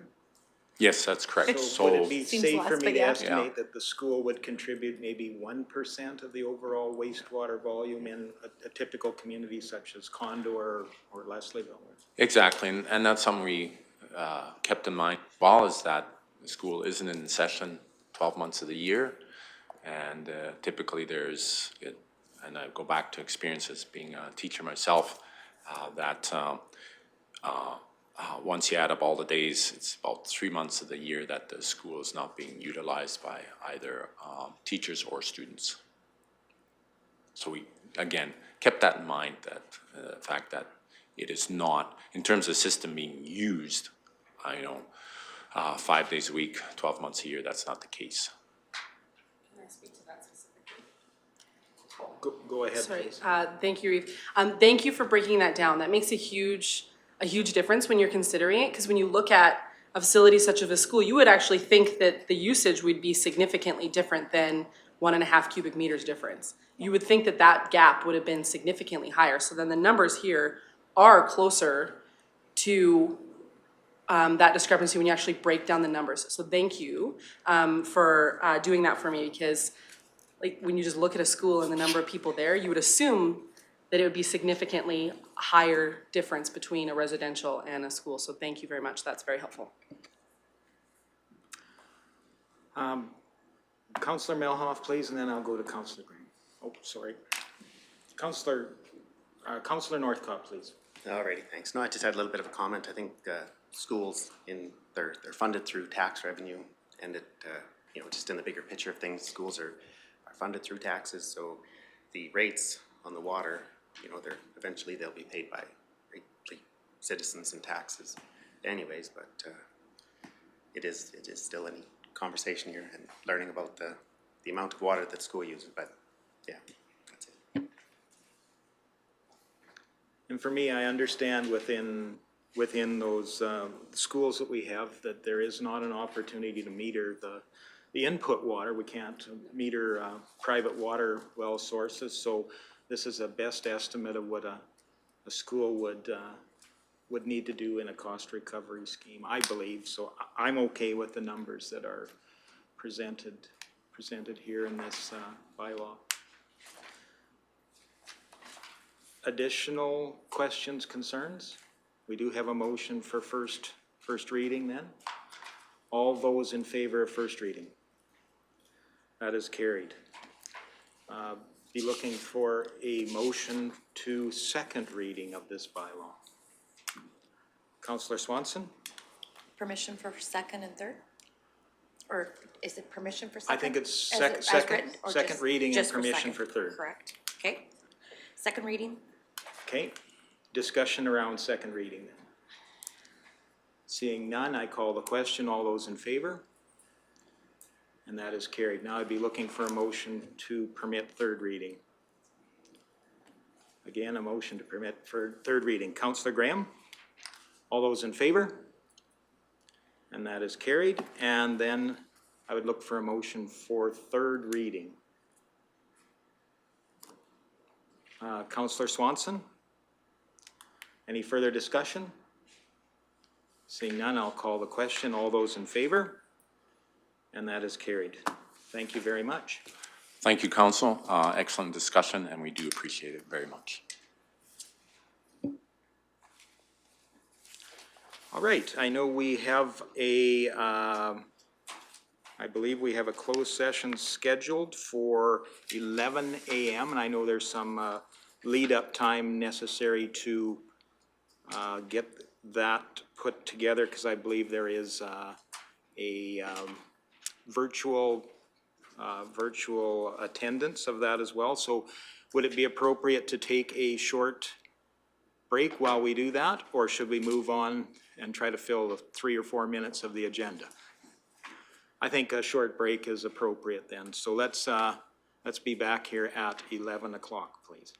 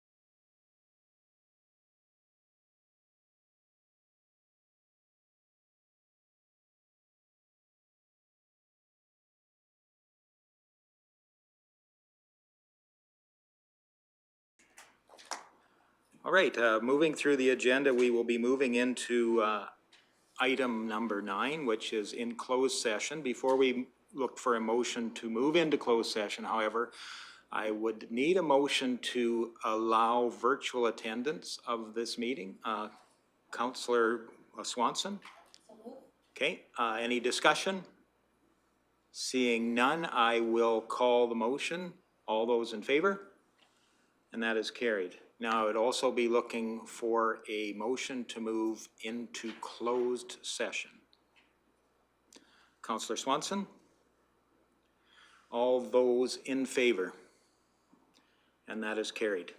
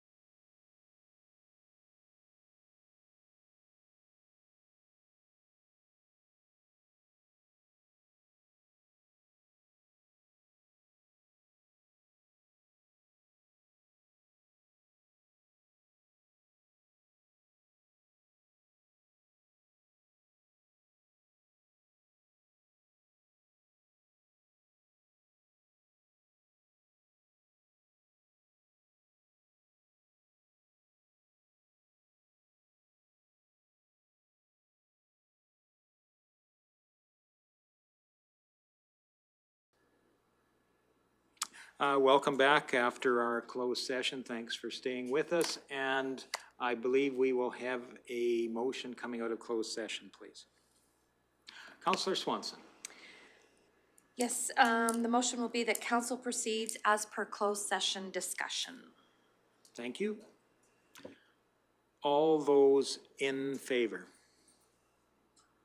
And that's carried. Who is that guy anyway?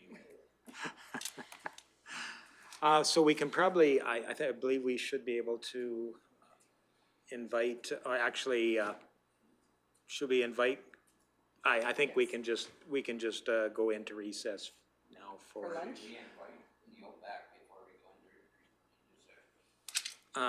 Well, we can. I think the thing is, I'm going to call a recess as soon as he comes back, anyways. So.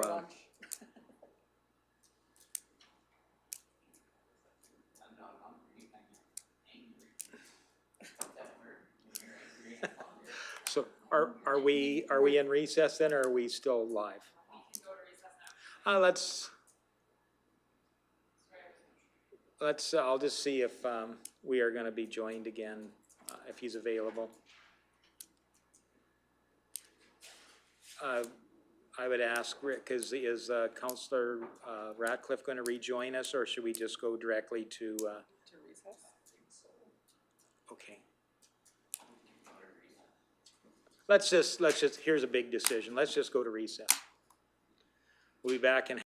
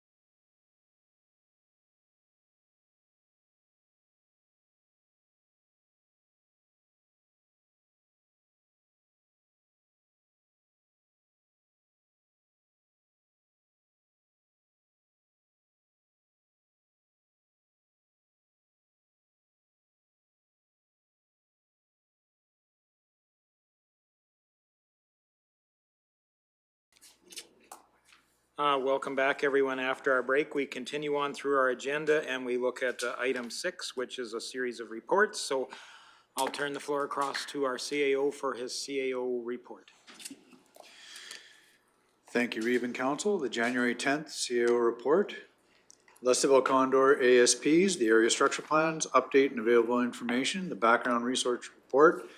The project team developed a comprehensive report that includes existing available demographic data, reviewed existing plans, the MDP, land use bylaw, et cetera, and associated policies and studies prepared either by or for the county, reviewed opportunities and constraints, distributed landowner surveys to collect initial feedback, reached out to various stakeholders to inform them of projects,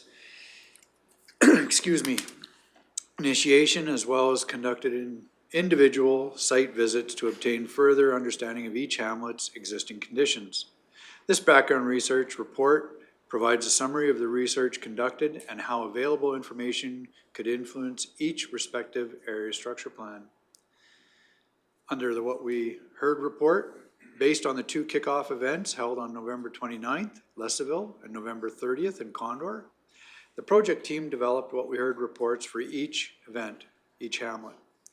These reports include feedback collected, key takeaways, and data based on community surveys completed at the event. The vision survey. Following the kickoff events, the project team developed draft vision statements for both Condor and Lesaville. The content of these documents was created with the basis of the insight, discussion, feedback received at the kickoff events. Residents are encouraged to read and provide feedback on the draft statements. The feedback collected will help ensure the vision statements align with local aspirations of each community. The deadline to complete the survey is January 18th of 2023. The Lesaville and Condor ASP Committee call for volunteers. Following Council's approval of the committee's terms of reference on December 20th, 2022, administration has begun recruitment and advertising for steering committee members. Applications are being accepted until January 16th, 2023. All relevant documents to the Lesaville and Condor area structure plans are available on the county's website. Did Council have any questions? Councillor Graham. For the applications, do we know, have we received many or any? That I don't know, Councillor Okay. Graham. That's with communication. Okay, thank you. Or planning, probably planning.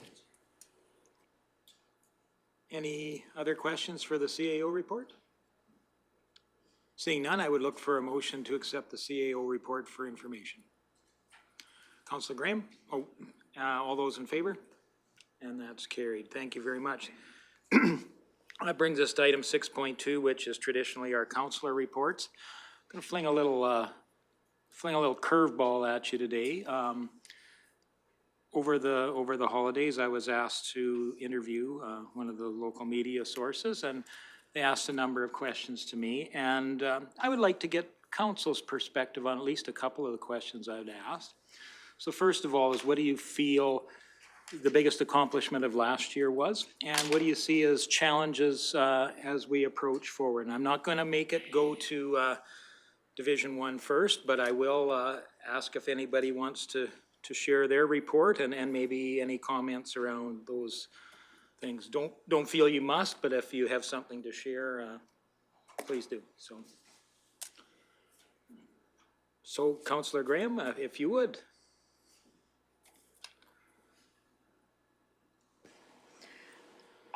From my perspective, the biggest thing that we accomplished last year is being a council that's 5 of 7 new councillors. I think we've come a long way. I think we're all learning the ropes, and I know for me, budget this year was a lot less intimidating than last year. Personally,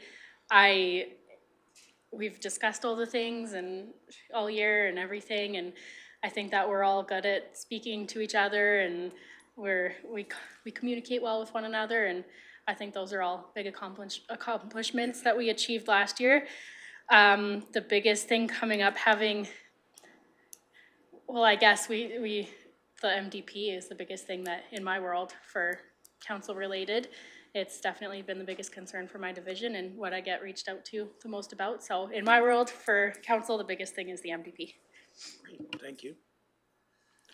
Did you have any additional, I know perhaps because we've been over I can do- our councillor, activities over the last couple of weeks have probably been more focused on the celebration of the season, but You want that's my why I report was too? trying to, see if there was any, opportunity for everybody to Okay. share something. I do have a report. I'm not gonna report everything because you guys were gracious enough to let me do my last report today due to lack of voice last meeting. So I just have a couple of things going back. One thing, I guess, going back that I wanted to touch on. Firstly, thank you all for dealing with me last meeting. I apologize that I had no voice and I was basically not here, but I was here, but, well, virtually, but thank you guys for that. And I also, October and November, there are a lot of events at Leslieville Hall, and I just wanted to shout out to the volunteers there. I know, I asked one of them, do you even get to go home anymore? Because I was there a few times a week and they were cooking every time, and I'm sure that we're all aware, but they're all volunteers there so that the proceeds from the meals go to the hall. So I just wanted to shout out to them. They are an incredibly dedicated group. Some of them have been there since I started 4-H, since my sister started 4-H, so when I was 5 or 6, and I just wanted to shout out them for their wonderful community mindset and dedication. The ASP kickoff, it's going back to November, but I haven't been able to touch on it at all. It was very enjoyable, I thought. I love getting together with the community, or just even our strategic plan was my favorite part of council so far. But I love getting together and hearing all of the things that people see for their community, and something as simple as having a bench in a certain location. And I very much enjoyed that. Our Rocky Rec meeting, so they're doing the town hall design study, is that what it's called? And they've decided to add the dressing rooms to the arena to that, so that is now postponed to 2024. And there's an updated sponsorship package online. The dog park, I'm sure you guys watched the town meeting. They had a delegation come in, a small group of people who they've postponed the dog park, and that delegation's gonna be kind of looking into it, maybe doing some fundraising and looking into different locations. So that's currently on pause. I think that's all for Rocky Rec. We had on last week, one day, I don't remember what day, the CRMA District 2 Board of Directors meeting. Deputy Reeve Melhoff, CO Emmons, and myself all went to it. We figured out some topics for presenters at our February 3rd meeting that we're gonna all be going to. I'm not gonna tell you, so it's a surprise. Unless you really wanna know, we can tell you. Today is the deadline for resolutions. There was only one that was kind of brought up there, so it might be a shorter list this year. And Mountain View County, Deputy Reeve Melhoff is probably gonna wanna touch on this more because she has a really good understanding of it. The Riva of Mountain View was discussing looking for information on elder abuse testimonials, supporter recommendations for Mountain View, surrounding senior advocacy. So I just wanted to bring that up here. From my understanding, they have reached out to us about it, I guess, so maybe. Thank you, Reeve. As far as the seniors advocate resolution that Mountain View is working on, they're reaching out to all the other municipalities around them to try to figure out if there's any seniors in our communities that would have benefited from a dedicated seniors advocate office. They are already in discussions with Minister Jeremy Nixon, the seniors minister, to try to get this going, but they obviously would like the support of all of the municipalities. So that was what the Riva Mountain View in general was talking about. So they're working on a resolution for that, and would like, if we know of anybody that in our communities that would benefit from a seniors advocate office to help seniors with legislative changes and navigating all of the very fast-paced world that is legislation these days, to let them know in Mountain View. And she did express that she has reached out to her neighboring municipalities, so I'm sure that CAO Emmons is already aware, and he was at that meeting too. Just to follow up to what you were saying. You put that much more eloquently than I did, thank you.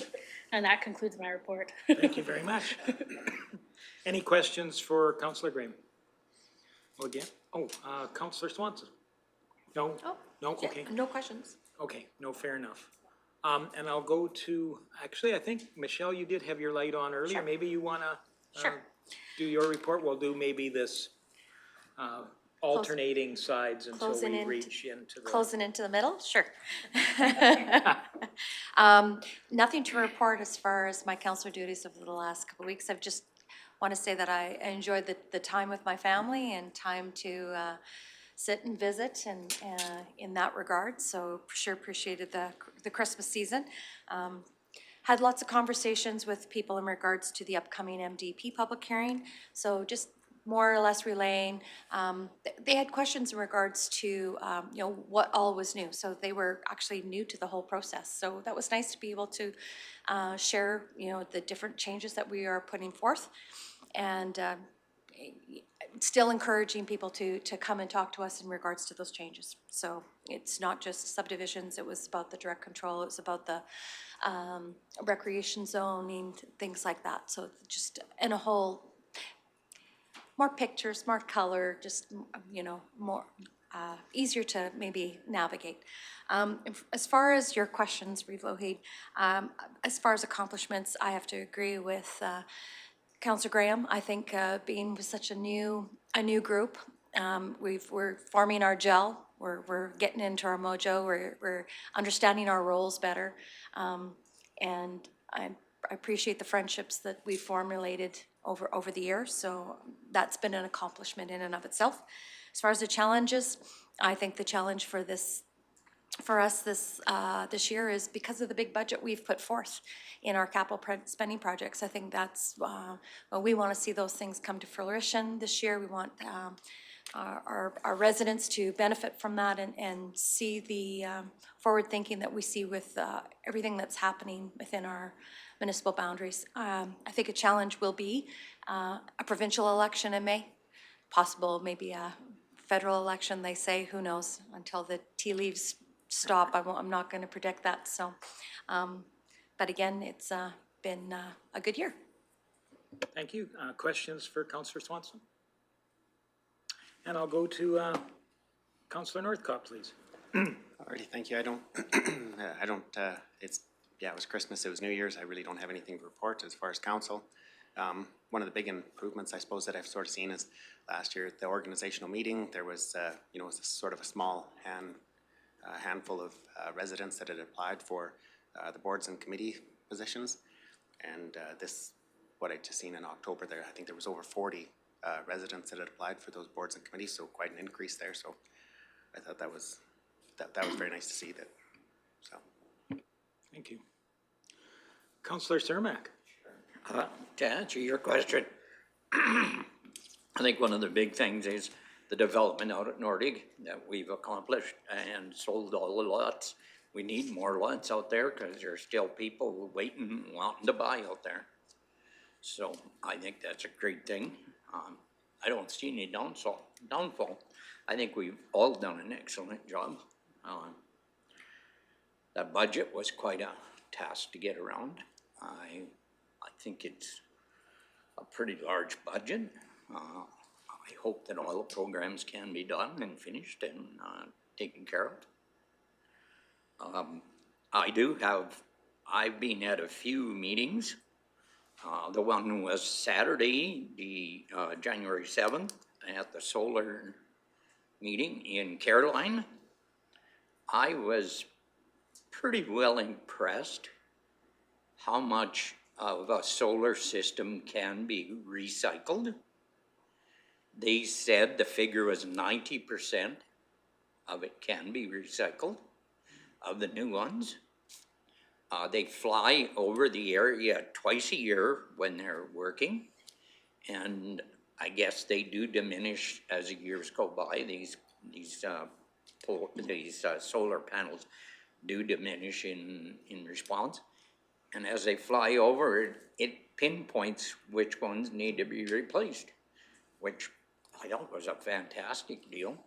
And they say they just put it in a grinder. Glass goes back to the glass manufacturing. The aluminum goes back to the metal people. All the stakes are pulled back out of the ground that they're anchored on. All the cables retaken up, and the land is left back the way it was.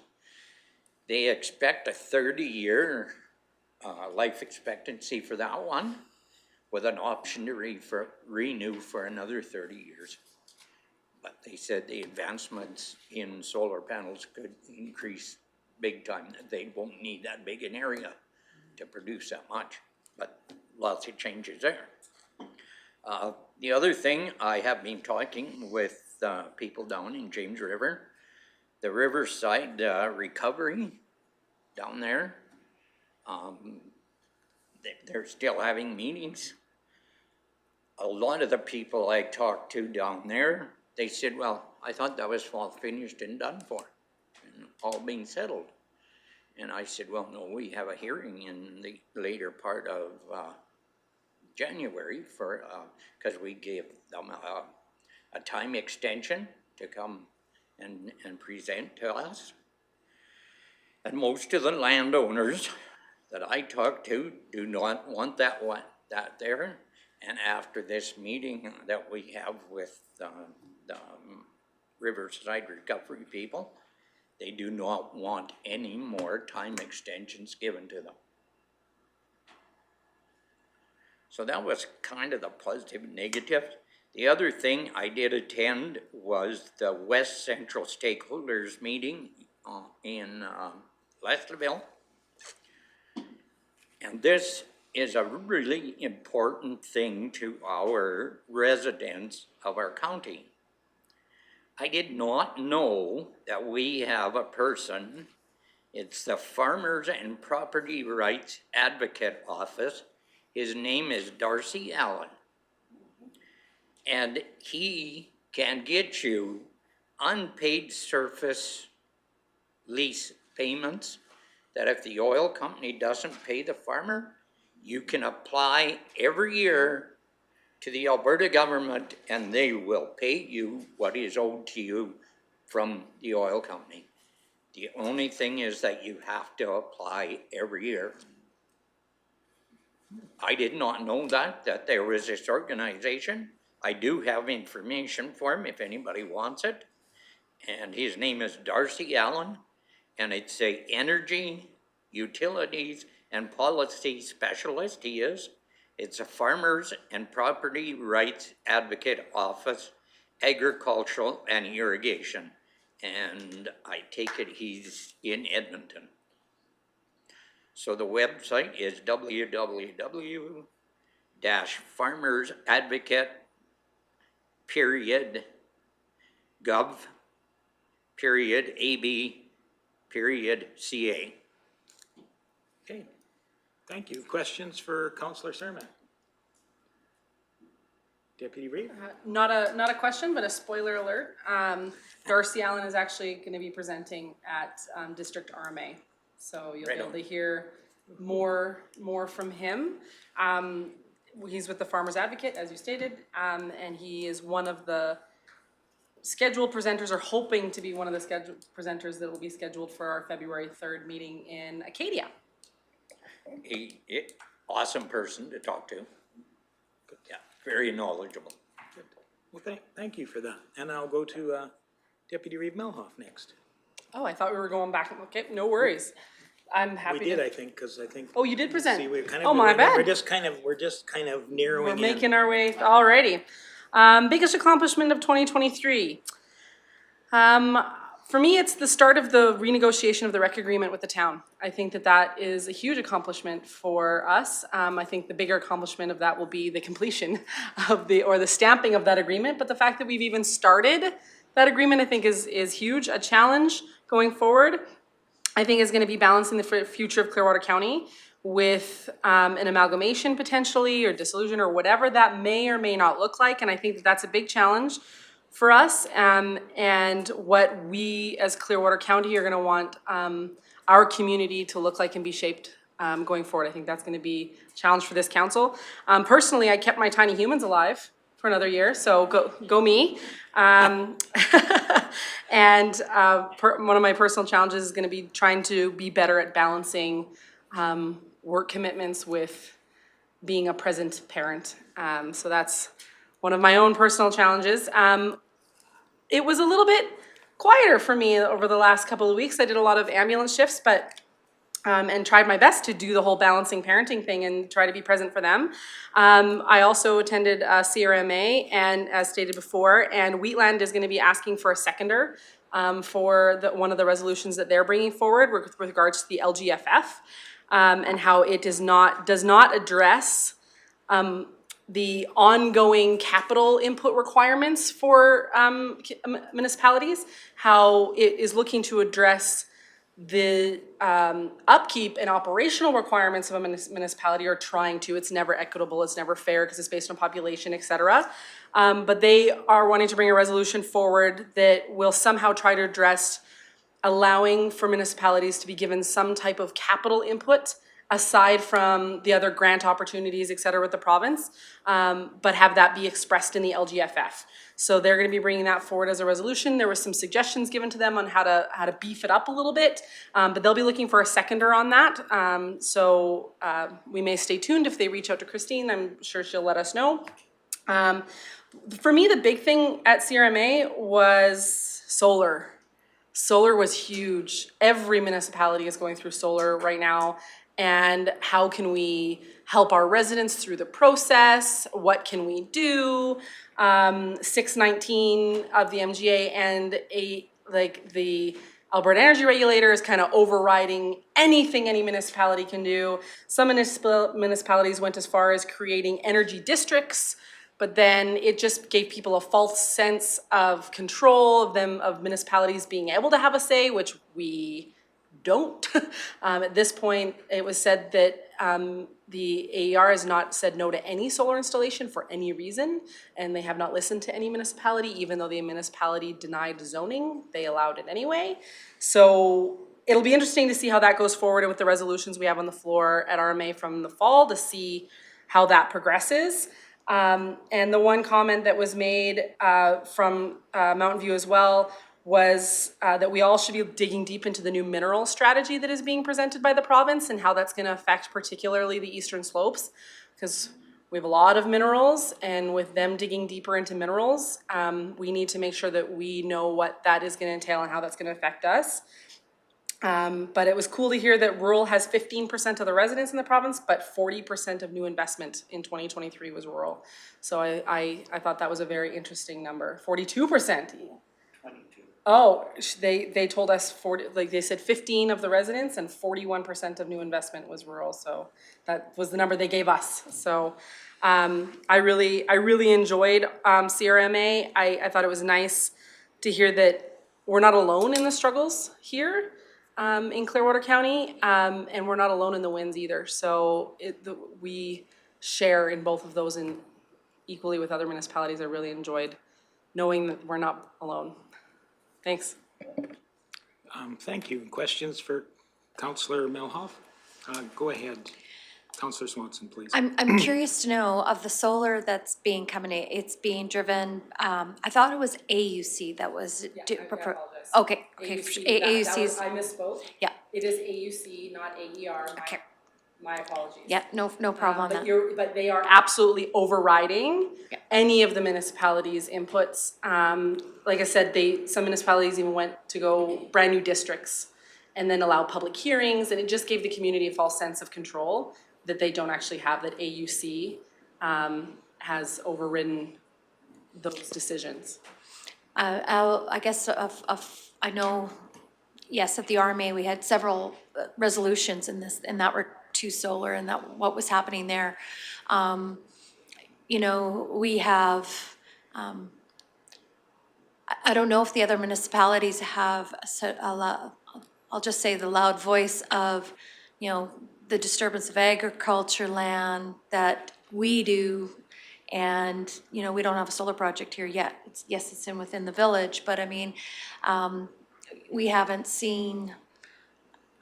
I'm more concerned. It's not just solar. I'm looking at the footprint that all this renewable energy is consuming, and through the synergy about 10 years ago, through West Central, it was also there. There was particular professor that talked about renewable energy, saying that the largest footprint for renewable energy is solar, and next is wind, and the smallest is nuclear. So if the green energy, climate change, everything else that's coming down the road, we better be on top of this a long time. So I'm happy to hear that this is still being talked about, and we'll do what we can at our army. The energy greater good policies the province has put out has been what is trumping it all. They're seeing it's a greater good policies that have been put forward, and municipalities have gone so far as to do soil studies, soil disruption studies of how these piles and the mixing of those soils and how it can affect ag, like has gone so far as to fight them that way, and has still failed. So there's been municipalities put tons of money into studies to prevent this stuff, and it is still coming. The AUC just doesn't, they're going with the greater good policy. So, yeah. Thanks. Councillor Cermak? Yeah, when you were at this with solar panels, I asked the question at the one that I was at, that the Alberta government does not allow any solar panels to be put on Crown land. And I was shocked that that's the case, but yet they don't stop it from going on private land. That's almost like a double-edged sword. What did you figure out of that, Jen? The big thing that they were saying there is that it's based on how close they are to a substation. So private lands are the things that are closer to substations. Crown land doesn't really have a ton of big substations, so it's proximity to where they can get into the grid. And they have to be so close to a grid connection or a substation. So they didn't say that it was, the province won't allow it to go on provincial, but just that there's no proximity to a substation that would make it appropriate to go on Crown land. So that'd be something to dig deeper into to see if that actually is in policy or legislation somewhere that solar installations are not allowed on Crown. I don't know that that's the case. It's proximity to substations that is making that possible. Okay. Thanks. I can also share that I've been approached by community groups in a neighboring municipality that are organizing to create greater understanding, because there are large or massive proposals for solar projects going up on very prime farmland in an adjacent municipality.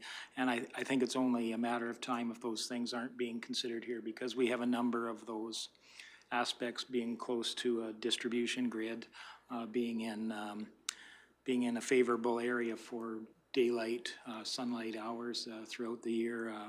We will be approached at some point in time, and be nice to have the discussion before we're faced with making a decision we may or not be able to have much influence in. So, Councillor Graham? Just to touch on that a little bit, that is what Darcy Allen is hopefully coming to talk to us about, his solar panels.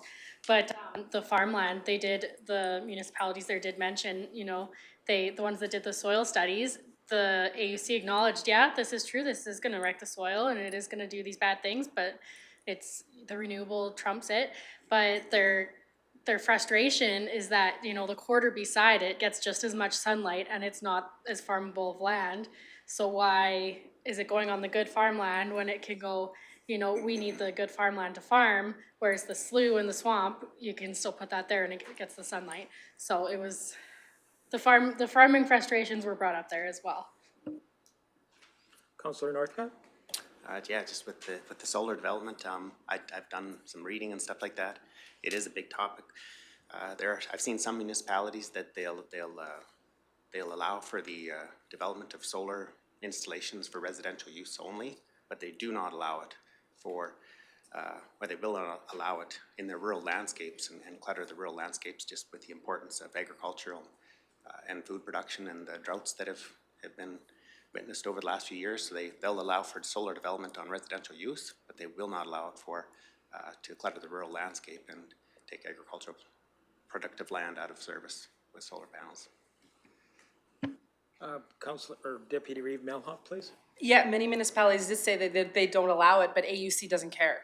AUC trumps it and allows it. They do. So for example, it's not allowed in certain districts in Wheatland County. They built an energy district, and they AUC, or this particular company came in, said they want to do it here, it was on ag land, they denied it, said, no, we're not gonna allow this development to take place, AUC trumped it. They said, absolutely not, we're doing it anyway. Doesn't matter, they're trumping it, even though municipalities are saying we're not allowing it. So it doesn't seem to matter that municipalities do not allow it in their land use bylaw or municipal development plan, or say no, they do it anyway. Councillor Northcott? Well, I guess on that topic, AUC, so the Alberta Utility Commission, they wouldn't have, I don't think that they have jurisdiction in other provinces. So that do they have jurisdiction in right across Canada? 619 of the MGA allows for that. Right across Canada. Yeah, So 619 of the Saskatchewan, MGA. Ontario, Quebec. Yeah. Councillor Cermak? I forgot to add in my presentation that PACE Canada will be coming here to our council. They are going to be getting all of the administration to give a presentation to us on this solar. That's what Claude told me and Rhonda told me at the meeting. So I said I look forward to seeing that. My understanding is PACE is the sponsoring company for the development around Caroline. Okay. And of course, many of these companies are aggressively pursuing these projects. Some of the funding comes from sources off non-national sources. And of course, there is a favorable subsidy program relating to green energy. So it is a current priority at many levels. So we will be faced with discussions around that, I think, in the very near future. Any additional questions? Okay, I'll go to Councillor Ratcliffe, please. Thank you. Regarding the Reeves question, I think the challenges that we face in the short term are getting our projects done, proceeding with development in Nordegg while the demand is high. For the longer term, we are fortunate to have a number of opportunities for diversification of our economy. So capturing the best ones of those is going to be a challenge. And in the far term, I think our biggest challenge is balancing our spending with our revenues. For my personal report, I enjoyed some downtime over the holiday. Last week, I did my turn as coffee with the councillor, and unfortunately, no one came to me with any hot issues for discussion. Thank you. Questions for Councillor Ratcliffe? Well, thank you all for sharing some of your impressions of the last year and where we're going this year. I'll just quickly share. I was very excited to have that question asked to me because I think we've accomplished a lot in the last year. We've gelled together as a council. We created a very progressive budget. I don't think we should ever underestimate how we stimulate the local economy with our building projects. We had a progressive building schedule last year. We kept our administration extremely busy managing multiple projects, some which are focused on provincially as being innovative in green effects.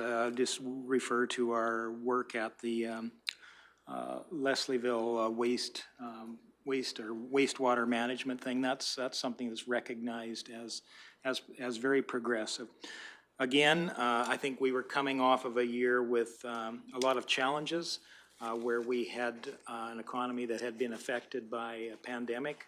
I think by having that progressive influence within our community, I think we've been able to weather that storm as good or better than most municipalities. Ultimately, looking into the next year, I think we still have a progressive budget going into this year. I think that will have an effect within our community. As Councillor Graham knows, we're making some decisions around what the vision is we see for our community as we go forward. We have an influence on what the future can be here in many ways. I did share with the interviewer that I think affordability is key on the minds of every ratepayer right now. They're faced with higher than ever electrical or utility bills and stuff like that. Everything costs more, supply chain issues. Everything is dragging out and hurting people in the pocketbook. So even though we have a progressive budget this year, it is one that's receptive to the concept that we can't keep drawing from the ratepayers forever and ever, but we do have a responsibility to provide for those services that are so important and enjoyed. So those are some of the things I shared with the interviewer.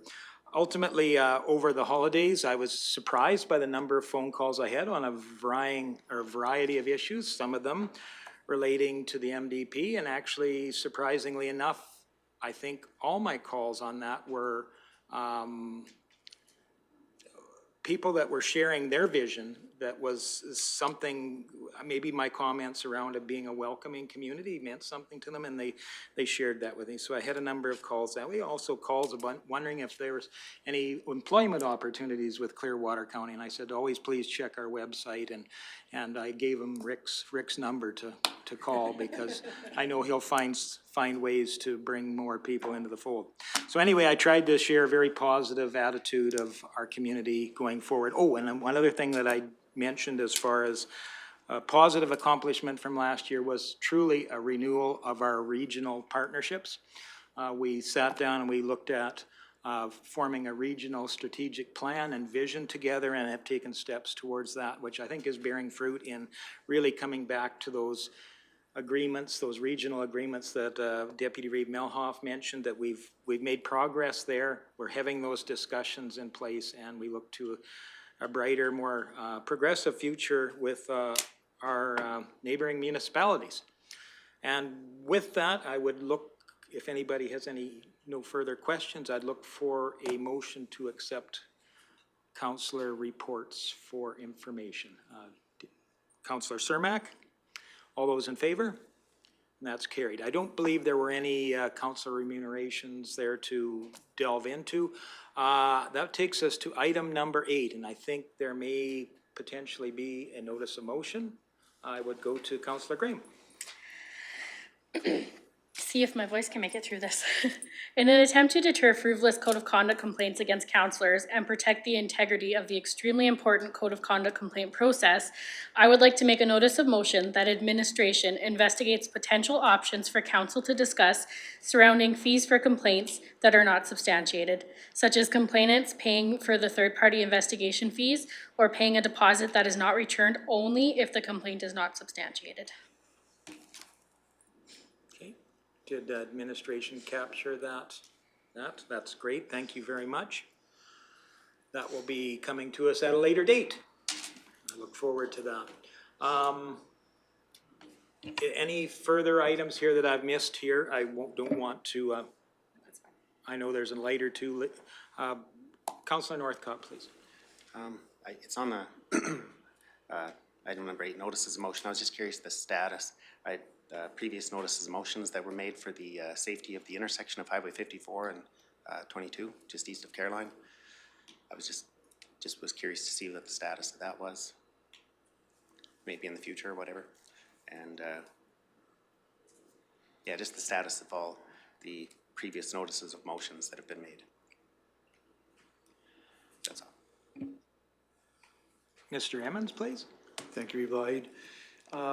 In response to the Highway 54 and 22, Council did bring that up with the Minister of Transportation at the fall RMA, and they were going to investigate into that and get back to administration. We've heard nothing yet, but I'll be glad to follow up on that. Any additional comments, concerns? If not, that brings us to the last motion of the day. I would look for a motion to adjourn. Okay. Councillor Northcott, any discussion? Seeing none, I call the question. All those in favor? And that's carried. Thank you very much for joining us today. See you in a couple of weeks.